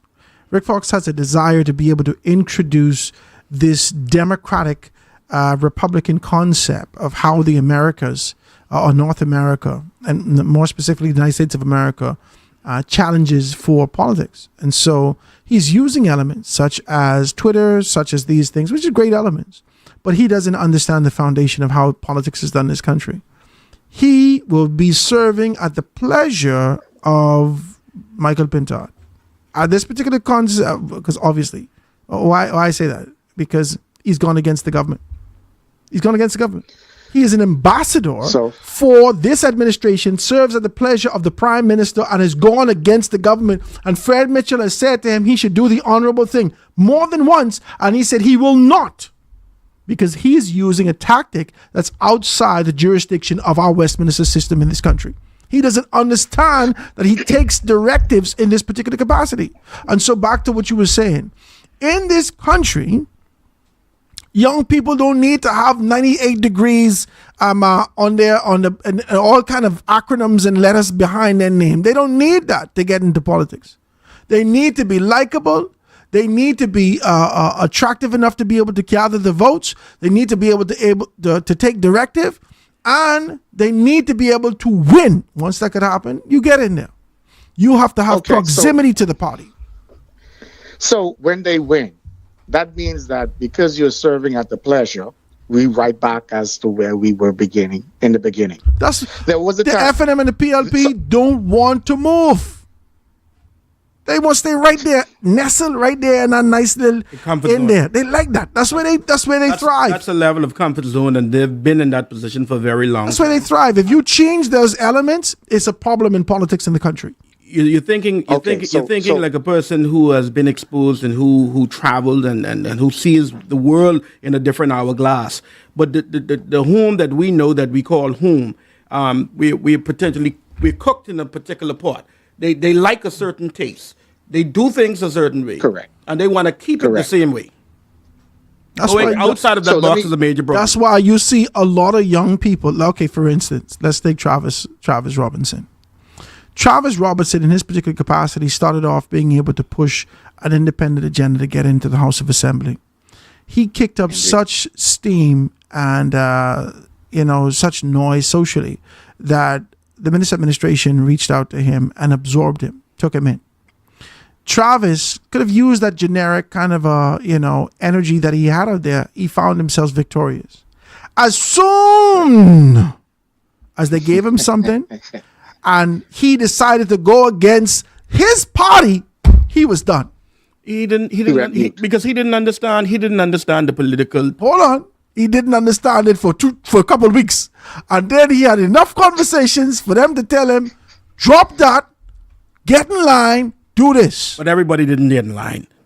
I think we saw everybody. Travis get in line. We saw Michael Pine tell him he wasn't getting in line. Yeah, but we also see Michael Pine in the part of the party no more. But he said we see Gregory Morsey in the part of the party no more. Michael Pine said that we said that we were better. We said that we were going to do things this way, and we were going to empower the people. We said a lot of things. That's what we said. And so if he went back to as a man and standing on his character and his conviction, and he said that I cannot stand up if we're going to do this to the people that we swore. given the opportunity, that will help. Nobody care about what Michael Pine say. A lot of people cared. No. They did care. No, they did not. How would they have to care? They didn't care enough to go to the leadership and say, hold on, you can't get rid of Mark. Mark is the man. They didn't care enough to be able to ensure, and I'm not even talking about from a They were constituency afraid. standpoint. They thought that Mark wanted to do mutiny. Okay. They Now, thought understand. he wanted to take over the ship. Michael Pine only presented himself with the conviction and the faith that he carries in his chest. But Brother Mark ran in Pine Ridge. And did absolutely well. He did very well. And the thing about it is, Mark ran as an independent. And in our country, in our landscape that we talked about politics, the third parties and the independents, most Bahamians don't really subscribe to that. But we've seen the people go out and they went and they voted for Mark. They voted for Mark. If that is the case, and I do agree, it seems like we're in a serious quagmire from a country perspective. In that, if the populace does not recognize the third party, whatever that third party may be, and if the PLP regime conglomerate works as it does very successfully, and if the FNM is where it is, nobody knows where that is at this moment in time, we in trouble. I think what Howard said basically was regards to the individual, the candidate. I think that you have to be a charismatic person, somebody that is likable, somebody that the people could prescribe to. Because there's some independent people who won their seats before. It's been done. It's precedented. We have a precedence where it happened. And so the anybody who won their seat post 1982 as an independent, it was stipulations associated with it. Whether it was Tennyson Wells, whether it was Larry Cartwright, whoever these persons won from an independent standpoint, there was a stipulations attached to those particular things. The FNM and the PLP will always find themselves in the position that they could say to you that we will be superior. We will. You didn't say what Hubert Ingram tell you, Brandon McCartney? If I don't get it, you can get it. He talking to Perry Christie. If I don't get it, you can get it. Right? There is a mindset. There is an idea that exists here in this particular space that says there's only two parties that exist in this country. Hubert Ingram also said there'll be no third party, but today we have a third party. And pardon me for what I'm about to say right now. Go ahead. Go ahead. But you can speak freely. So is it still two parties or is it one? Well, the DNA told you. The DNA told you there's two sides of the same coin. Mm-hmm. The DNA told you that there are two sides of the same coin. Whether you identify it as campaign mimic or campaign rhetoric, you could be able to identify the fact that, and I don't necessarily see that. I think that the FNM has become a shell of itself. This is my personal belief, and a lot of people think I have an issue with the FNM, but the FNM has become a shell of itself, right? And I don't know whether or not it's because of the current leadership, and I don't know whether or not because of the morale that exists in the organization, but I've watched them over the past 2 years take on the same sort of a language progressively that Lincoln is saying. And so they follow behind Lincoln being able to do that and forgot the tenets that being able to establish within the organization and what the responsibilities are. So in my view, they've become a shell of themselves. And so when I see they that, have exposed their weakness. They have. And so when I see that and I point it out, I become the issue. The truth is that we don't have an option in this country. This is what I was saying to you earlier. We only get to choose between the FNM or the PLP. We don't choose our candidates. We don't choose the passion that's being able to present. We don't get a choice between the vision that's presented in the constituency. We don't get a choice between the people who've been really working in the constituency. We only choose between the FNM and the PLP, and that is because of the conditioning that exists in our society. For you to be able to recondition this, you got to have a lot of money or a lot of time. Both. And as you said early on, if you're coming to my constituency, bring your money. Y'all brothers have a wonderful day. I appreciate you, man. Thank you so much for your telephone call. Okay. I really do appreciate that. And I really thank you for listening in, man. Thank you, man. Listen, man, this is, and I appreciate the telephone call. This is just what it is. Our country is in a quagmire, like you said. Our country is in a peculiar position, a unique position. And as we look at the elements of these particular things, you'll still get these, and you're around me for me saying that you still get these old men in charge. Hubert Ingram should not, listen, even if he had this information, he should not be in this position that everyone seeks to genuflect to his position. I just want to be decent. I won't be decent now. I can say this. You said something very vital the other day. I can say this. Go ahead. You say that first. You started to say when Hubert Ingram hits the mic or a stage, that Hubert Ingram would say, "I told you so." I told you, yeah, that's what he had to do. This is what you said. Yeah. And the fact that you would have mentioned that before he said it, and when he said it, he still say it. And he still said it, but it gave him this, "I told you, I'm right. And if you want the right answers, you must come back to me." And guess what? The FNM and the PLP is fight to make sure that Hubert Ingram is always right. They need to let you know that Papa was right. Because you got a daddy, but you have a Papa. So my granddaddy and my daddy's a living. Listen. The FNM and both the PLP will do what it takes to ensure that Hubert Ingram, his political collateral, stays intact. There is no reason, not at this particular time, for Ryan Pinder to come to the forefront and say that we couldn't find 2,500 people on the register.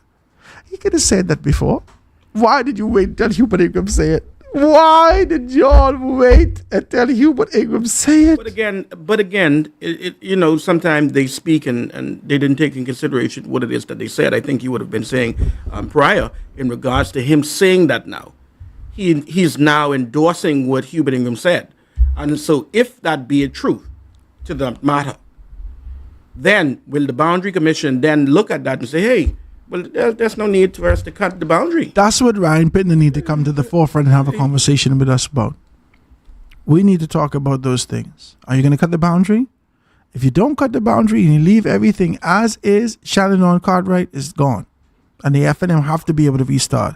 If you don't cut the boundary and you leave everything as is, Dwayne Sands definitely can't win no seat.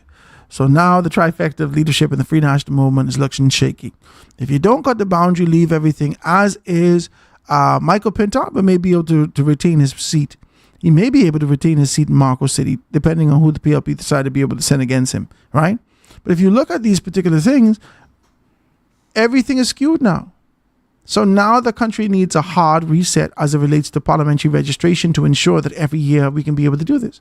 Now they need to be able to go back to make amendment to the bill to ensure that on an annual basis, on a biannual basis, with all these particular, yesterday I started to talk about everyone who is registered in the country should have the attachment of both an email and also a post office box number. Right? So when they could send you information, there's no need for us to be fully staffed in parliamentary registration department for 5 years. There's no need for full staff, right? You second the people when there's a heavy time to be able to go to election, to be able to do those things. That's no problem. But throughout that particular course and time, you should be able to do that. I think this is... Good afternoon. Thanks so much for being able to call the foundation. Go ahead. Yes, hey, Howard. What's up, Seattle? What's up? Very much. I just tuning in. I just was in class with my daughter, so I didn't have time to do anything else. Okay, my brother. I heard you when you talked about the fact that Hubert Ingram was the one that said it, and what you also said about some numbers and statistics. I like the way you guys dismiss the datarists or datatists like myself and others. The statistician. The datatist? Yeah. I like the datatist. Go ahead. Statistics, man. For statisticians, you need to have numbers as a comparative analysis, right? Something that you guys do. That's what you guys are. But the problem is, like, for instance, I heard Honorable Neville Adley and Ian Strong arguing. One stated on his Facebook page and the other one stated in the paper. And I was amazed that you had two individuals that is actually arguing that one's ignorance is superior to the other's ignorance. And let me understand. Go ahead. No, because what happens is, and I listen to you guys, all you guys since going back to 2021, always tell me, well, this one, but when you go back to this year and this one say this and whatever, and it's all garbage, right? And I said then in 2021 and again in 2023, it's still all garbage. Now, you could go on behavior of Bahamians and how they vote, but for when you guys start talking about when this one get this much votes and this one get this much vote, I have for 24 years has been trying to get information from the Parliamentary Registration Department, and even made the complaint at the forum about 2, 3, 4 weeks ago to the Parliamentary Commissioner, and he was perplexed that I couldn't get the data, even though he was the one who refused to give it to me. Wow. Okay, so and I'm simply saying data gets you to begin to see movement trends across constituencies, which I have seen. Because from going back to 2002, I have gotten the full registry roll, the full roll. But the problem is that roll doesn't give me sufficient information, which is even more important now in light of the fights that we're having concerning these foreigners who may have the potential of entering our database, such as telling me, when did the first time these people first enroll? Did they vote in the last election? When have they been deleted from the voters registry as the roll from that, which roll? I can look at going back until this thing became permanent. When individuals was deleted, I have to assume that they were deleted because they died. So these are assumptions, right? And so there's these vacancies, these dark holes in this data point, which no one can intelligently say they're using data to make a determination of the next election. You don't even know who didn't vote last time and who voted this time unless you went to each of the political parties. Says, give me a list of all of your polling stations.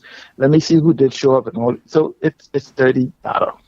It's dirty data in our passport office. It's dirty data in our birth certificate office. It's dirty data in our NIB office. It's dirty data in our birth office. Okay, we can't even verify if the babies born in the Bahamas was born to the women who say they had them. Okay. And that's amazing, right? That you can't verify whether. Huh? No, I know. You know this. why? Yeah. They go to the JP. You go to the school. Right? No, you go to the JP. You go to the school. Like, let's use what Belinda them say, right? They got people in the first, second, third, fourth, fifth grade that can't speak English and don't know what a bathroom is. You have to begin to think about what that says. Well, you know what that says, right? So now you have where, according to these agreements, you like to scream at international agreements, right? I just want to show you where the conversation, Muhammad, you showing you the collapse of sovereignty that Roca, or on the words of it, that Roca says. So you have children in school that anybody could show up and say, I'm their auntie, that's my kid, that's my whatever. But there's no means to attach to verify the legal guardianship of those individuals. So we can't even make allocation for schools and whatever else. But if they're in school, is there a statistic of those students that are throughout those schools that are currently in school? No, we don't have any. What happens is when doing Dorian, right? I have all of these information. Doing Dorian, they was the teachers in Abaco. They was asking them, how many, for all you teachers, how many students that was in your class that you can't find and stuff? They didn't have no data. The schools did not have, the Ministry of Education was trying to gather data. How would you remember they were saying we was going door to door looking for kids, even doing COVID? I remember this. Okay? Yeah. Okay, I'm saying you don't know the number of kids you have. Guess what? If I have 50 kids in my school, right? Mm-hmm. I don't have to go look for who ain't showed up, if 10 ain't showed up. I don't have to go door to door. No, but there should be a registry there that will say the students that are attending the school. There should be a registry. If you listen to them, the registry must be kept in the head of somebody who didn't show back up to work the day they were looking, because it clearly couldn't be. It clearly couldn't be. I'm just showing you where we are in the 21st century. We're trying to do things manually and attest for this and whatever, and so. You have, the passport is dirty. The what is called the guy, the new ambassador, right? Wait a minute, he was former head of chief passport officer, right? He said we have hundreds. When they asked him, Google this. A couple of times they asked him, hey, what about the fraudulent passport? He said, that's normal. Please, we get a couple hundred of those we look for every year. Imagine that you have. See, Alan, this is where you. No, I listen. Some people, but there is no acknowledgement. There is no urgency to be able to ensure that they incorporate these particular data because. See, Alan, you and I know that the incorporation of these things mean that there must be a level of transparency and accountability. This will be a level of accountability. Accountability going all the way back. See, and accountability to travel so far back that it becomes a problem that you just leave it alone. You leave it alone. Yes, but the problem is that we are going to be because the world is observing us. Even this bill that we're having in Parliament today, they keep asking us, "Y'all got a full-time smuggling business in the Bahamas going on? Y'all never had a single conviction." Y'all, they literally asking us, "Y'all ain't got no convictions for any of the boat pilots and others." Is that like them people them 30-day shop where you all have people smuggling people? But you know what they'll say though, C. Allen. The conversation will be based on something like this: both parties have been in power. Both parties had an opportunity to make the changes. Both parties had an under the helm of whether they were the captain at the time or the deputy, or they were a sheriff in there.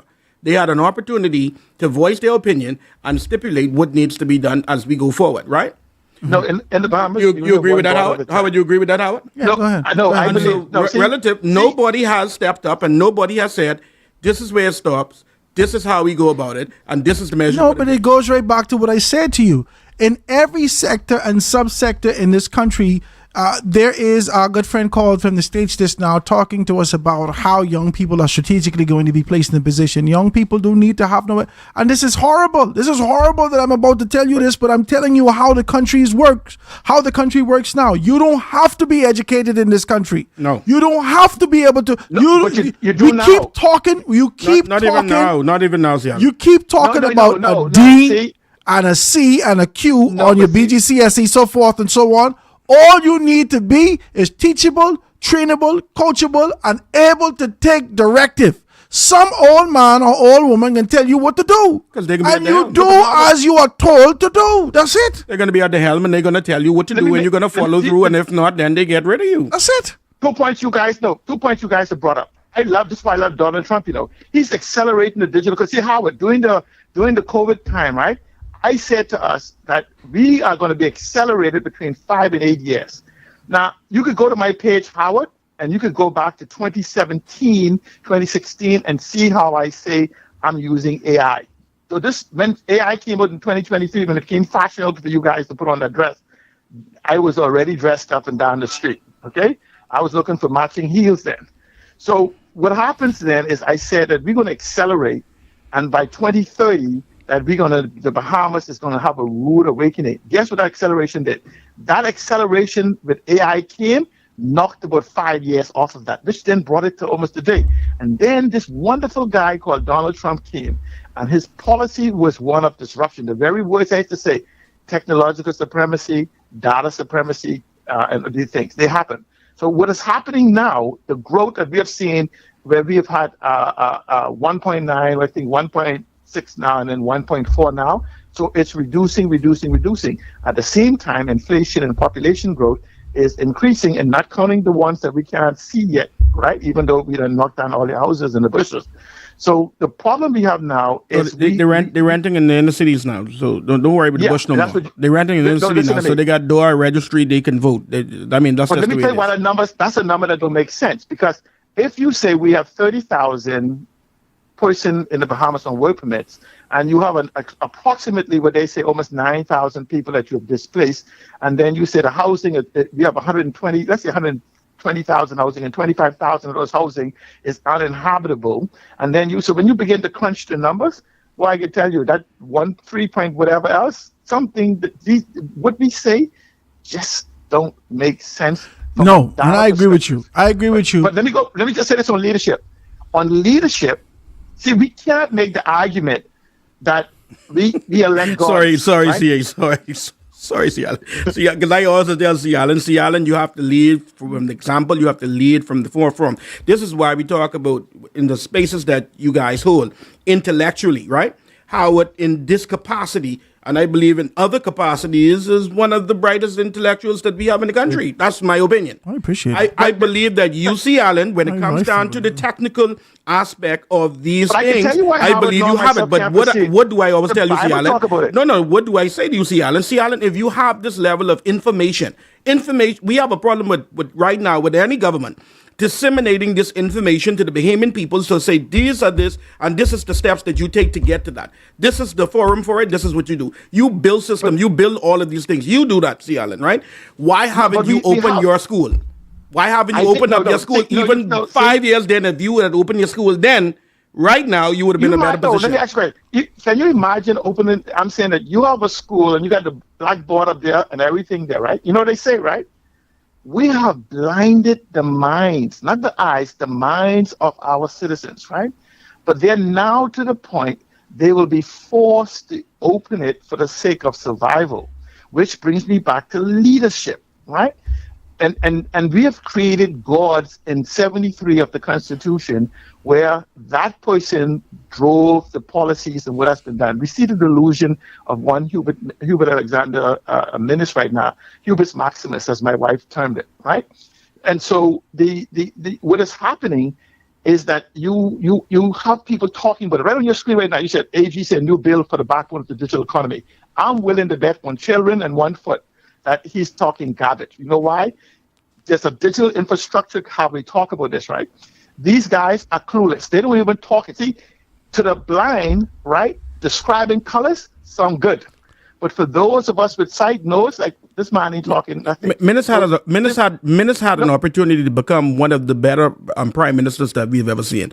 He has lost that opportunity, and that will not return ever again. Not in this lifetime. Maybe in a different lifetime that may be possible, but not this one for sure. This one is finished, right? But see, that time is gone. See, Alan, if you had opened up your school 5 years, 10 years ago, like you were saying, if you had 3 students in your classroom at that time, right now that tree would have been, your tree should have been 400 now. That's 5 and 10 years later.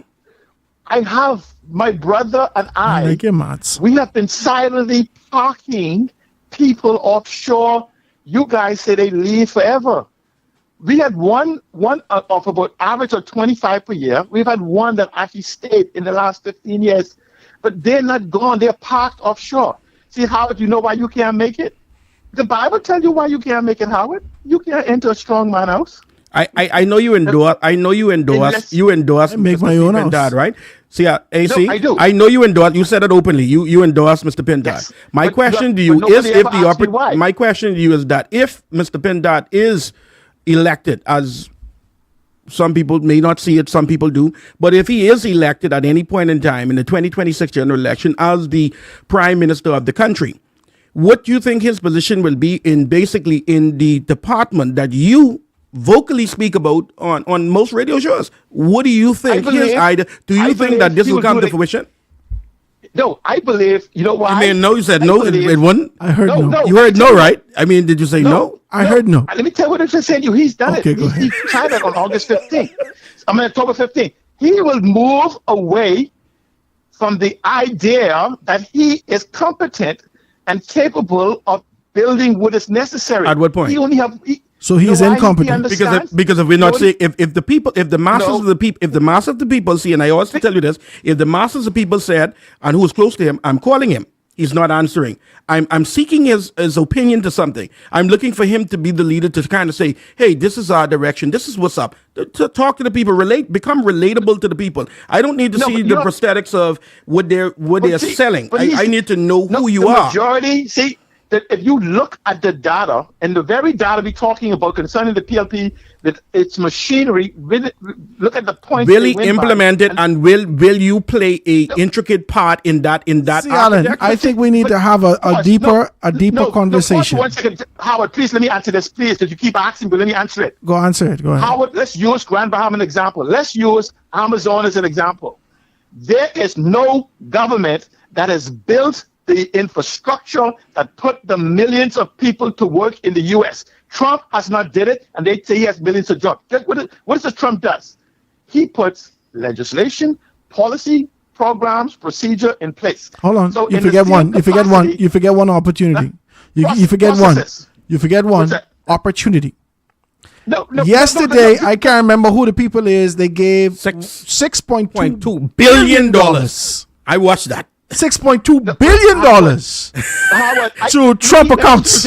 Not as futuristic. Howard, please stop it. I'm saying to you, private sector gave that. Please, that's the Dell people. Oh, okay? but that don't make it doesn't make a difference. What I'm saying to you is that America understands the foundational principle. No. America understands the Let me finish my point. Hold on, see, Alan. Let me just say this. America understands the foundational principle associated with the development of any economy, that small business is the engine that drives the economy. That's the key. And America understands that they pour back into that. You have to. See, Howard, you're trying to make my argument for me, but you're doing it badly. Okay, go ahead. Make your own argument then. Legislation, policies, program, procedure, processes, and protocols is what cause businesses to grow. This concept we have of that government does it is our fatal mistake for the last 25 years of the 21st century, ending on December 31st. So when you move out of the way, give access to capital, right? Genuine capital is when individuals have the ability to grow. Just like with Trump, you see, people could give billions of dollars. People investing trillions of dollars. Are they investing these trillions of dollars into Trump as the idea, or are they investing because they just good people? No. I'm asking you a question. Are they injecting these funds because they believe in what Donald Trump is saying and what he's saying he's going to do? Or are they investing because they're just good philanthropists? They just want to give some money. Just asking. No, sir. No. Again, let's go back to Amazon. Let me break this down simple for you. You remember when Amazon was looking out of the 12 different cities? Yes, we talked about this many times. Yes. Okay, Amazon, those cities didn't do anything but offer the environment, the ecosystem for Amazon to be in. Amazon chose 1 out of the 12, and the 11 did better than the 1 Amazon chose because people became aware that they were fertile ground for companies and things to grow. The Bahamas, and this is the whole concept where we say, to give an example, we trying to attract digital people here, so we go into their food store, buy one of their products for end users, and then tell them to come to our country to use the end product. That's not how you build a digital infrastructure. That's why when you see them say, we're doing a digital bill. What digital bill? You don't do no digital bill. But see, Alan, food for thought is this. If granted and given the opportunity before the time of the 2026 general election is called, my personal advice is, because I believe that you are close with the opposition leader, I think that you need to say to him, we need to put together a 100-day plan, and these things that you're saying wrapped up in that 100-day plan, and how you're going to achieve that, so the Bahamian people who have sensible minds, who can think and articulate and think and say, hey, this is right and that don't sound right, that they can be able to get that level of information, and you can disseminate that to them and break it into a package. And see, you're not telling me, you're not asking me what to be done, You're trying to lead me to. No, I haven't seen it. So because I haven't seen it, then I'm suggesting to you. No, because you won't let me tell you what has to be done. Okay. You keep saying you all need to do this, this, and this, and I'm saying, well, I speak the language, I understand the blueprint, and you're telling me, a person that knows the blueprint for growth in the 21st century, which is 99.9% digital and 98.5% data. I'm telling you what it is, and you will see what it is as we move forward. At what point? Because last time I checked, Christmas we done in Christmas. And January come, we don't know what's going to happen. See, I got to wrap this up. I appreciate your enthusiasm, my brother. But see, I don't like people to lead me. See, because I'm trying to say, this is where we trying left, and you're trying to drag me back and say, let's go down this road and talk. And I'm saying, that don't make no sense. Don't do that to me. I'm waiting to see the package, Alan. I think Howard could appreciate the fact that we haven't seen any of the packages going forward. Because I can show you the two things. Let me finish this point, because you don't keep interrupting me. I can show you the blueprint for change that is 87.2% unaccomplished, right? So what I'm saying to you, people will vote not on these so-called dirty data we're talking about. I'm not talking about. Let's forget the dirty data in the passport office and things. I'm saying people are going to vote like they always do, with their pocketbooks, the economy, the cost of living, housing insecurity, job insecurity, immigration reform, failing health system, their food insecurity, the failure for land reform, failure of transparency, failure of accountability, failure of integrity, failure for anti-corruption, conflict of interest, no freedom of information, ineptitude, incompetence, incapability, inability. That's how we always vote. Perception, okay, and how they feel in their pocketbooks. Now, the question then becomes, right, what can we do now for these disenfranchised people if they exist? Because we now confused because of the numbers. What can we do to inspire them? This is where the leadership, as we lead up the general election over the next 6 months, will be who can articulate a vision that is implementable. Not this thing where you say we'll do digital economy and we haven't done it, because we already heard this already for 4 years. But where you can articulate to those individuals so they can understand, and you'll begin to see. And who is that person who could implement that and articulate it? Huh? Who's the person who can articulate it, implement it? Huh? I gotta go see Alan. You look like you're trying to run me over time. You guys are trying to get a message, right? Right, tomorrow we want to see Alan call in. See Alan, you need to call in tomorrow. No, see Alan, you need to call in tomorrow that we can have this conversation and pick this up. Because the question is, what Howard is asking you is, who? Hey, Howard, let me say this. I'll be happy to call in tomorrow and have your visitors, have your people listen, and I will explain 3 policies. And if they can't execute them today, and I'm hoping that you could call the trade them and have them listen to you, right? So how you could implement, and then I want you to tell me, how can you implement something if I don't understand it? You don't have to. Let me ask you, do you understand what 100 people giving you $10,000 is? You know what the numbers is. No, but the question is, are they in the position to give you 10,000? 100 of them. Yes, they do. There's trillion. When I was supported by the leader of the opposition to build a platform that people said I was crazy for, and Donald Trump then said that I was talking a couple of years of money. Donald Trump came around and said he have a couple of million years of money. Let me use an example. $1 million. But y'all in this country really talk like y'all know Donald Trump personally, right? No, we know his action. Listen to me. I met him a few times, but I don't know him. No, listen to me carefully. See, Alan, it's 2 o'clock. My producer looking at me. We're going to have to have a conversation later. Give me 30 seconds without interruption. Okay, go ahead. If $1 million is a year, $1 billion would be 1,000 years, and $1 trillion would be 1,000,000 years.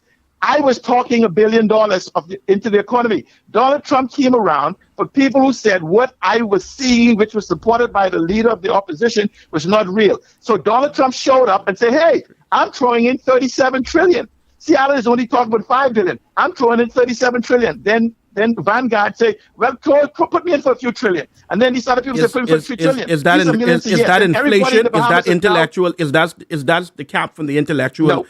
No, that's the new money. Howard, I keep asking questions. I gotta ask him. No, but see, again, I asked if it's real money.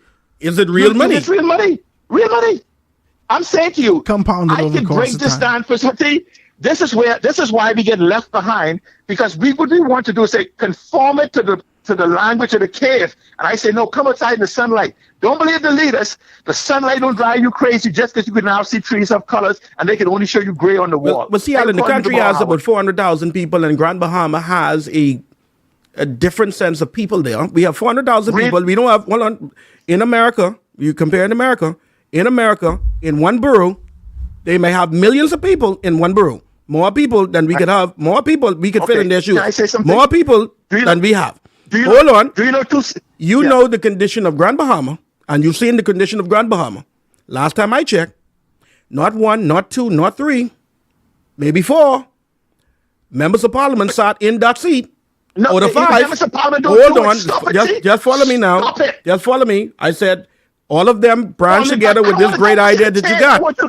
This the idea that you're coming with now. So if 4 of them were there, now the opposition leader, who is now the opposition leader, who was a part of that crew, he is now the opposition leader in there. Then Brad Davis should not be sitting there because he was, listen to me, he was there for 2 times of the violation of Grand Bahama. Violation. I'm talking about going back to 2002. Please, we go on leadership, the leader of our system. See, Alan, I can see that you're hot under the collar, my brother. It's 2 o'clock. I want to thank you so kindly. I'm trying to get you guys. See, Alan, tomorrow, Alan. Keep all that in for tomorrow. Keep all that in for tomorrow. I'm trying to get out of the cave, and you guys keep dragging me back and beating me with the... But I can let you go. Tomorrow, I appreciate you, my brother. We will have a further conversation with you. Tomorrow, see, Alan, tune in. I listen to you. Tune in. We can have the view. See, Alan, we can have the viewers in. You call in tomorrow, and we can have this discussion. Okay, my brother. Okay, I'll make sure my classes ain't between 12 and 2. Tell them Eno's class tomorrow. All right. What, All right. kidding? All right. See you, Alan. Now you going crazy. You telling me not to teach my kids? I See you, Alan. Be gone. We can see you later. Ian only messing with you. We can see you later. It's a great conversation. See, Alan is always really being able to be impassioned about these particular things. And I hear what he's saying. And I understand theoretically, I understand what he's saying from a lot of perspectives, but the practical application coming through a particular vessel, I can't see it. Do you understand what I'm saying? The practical application coming through a particular vessel. I don't know whether that's going to happen. Right? Oh, man. I can say, I mean, just trying to be decent, right? I don't know if it can happen the way that he thinks it can happen. 100 days. Right. But we can see. Guys, that's the show today. I want to thank you so very kindly. Ian, sound like you coming tomorrow to be able to talk. See Alan Guts out. I have to bring him in. or next way around.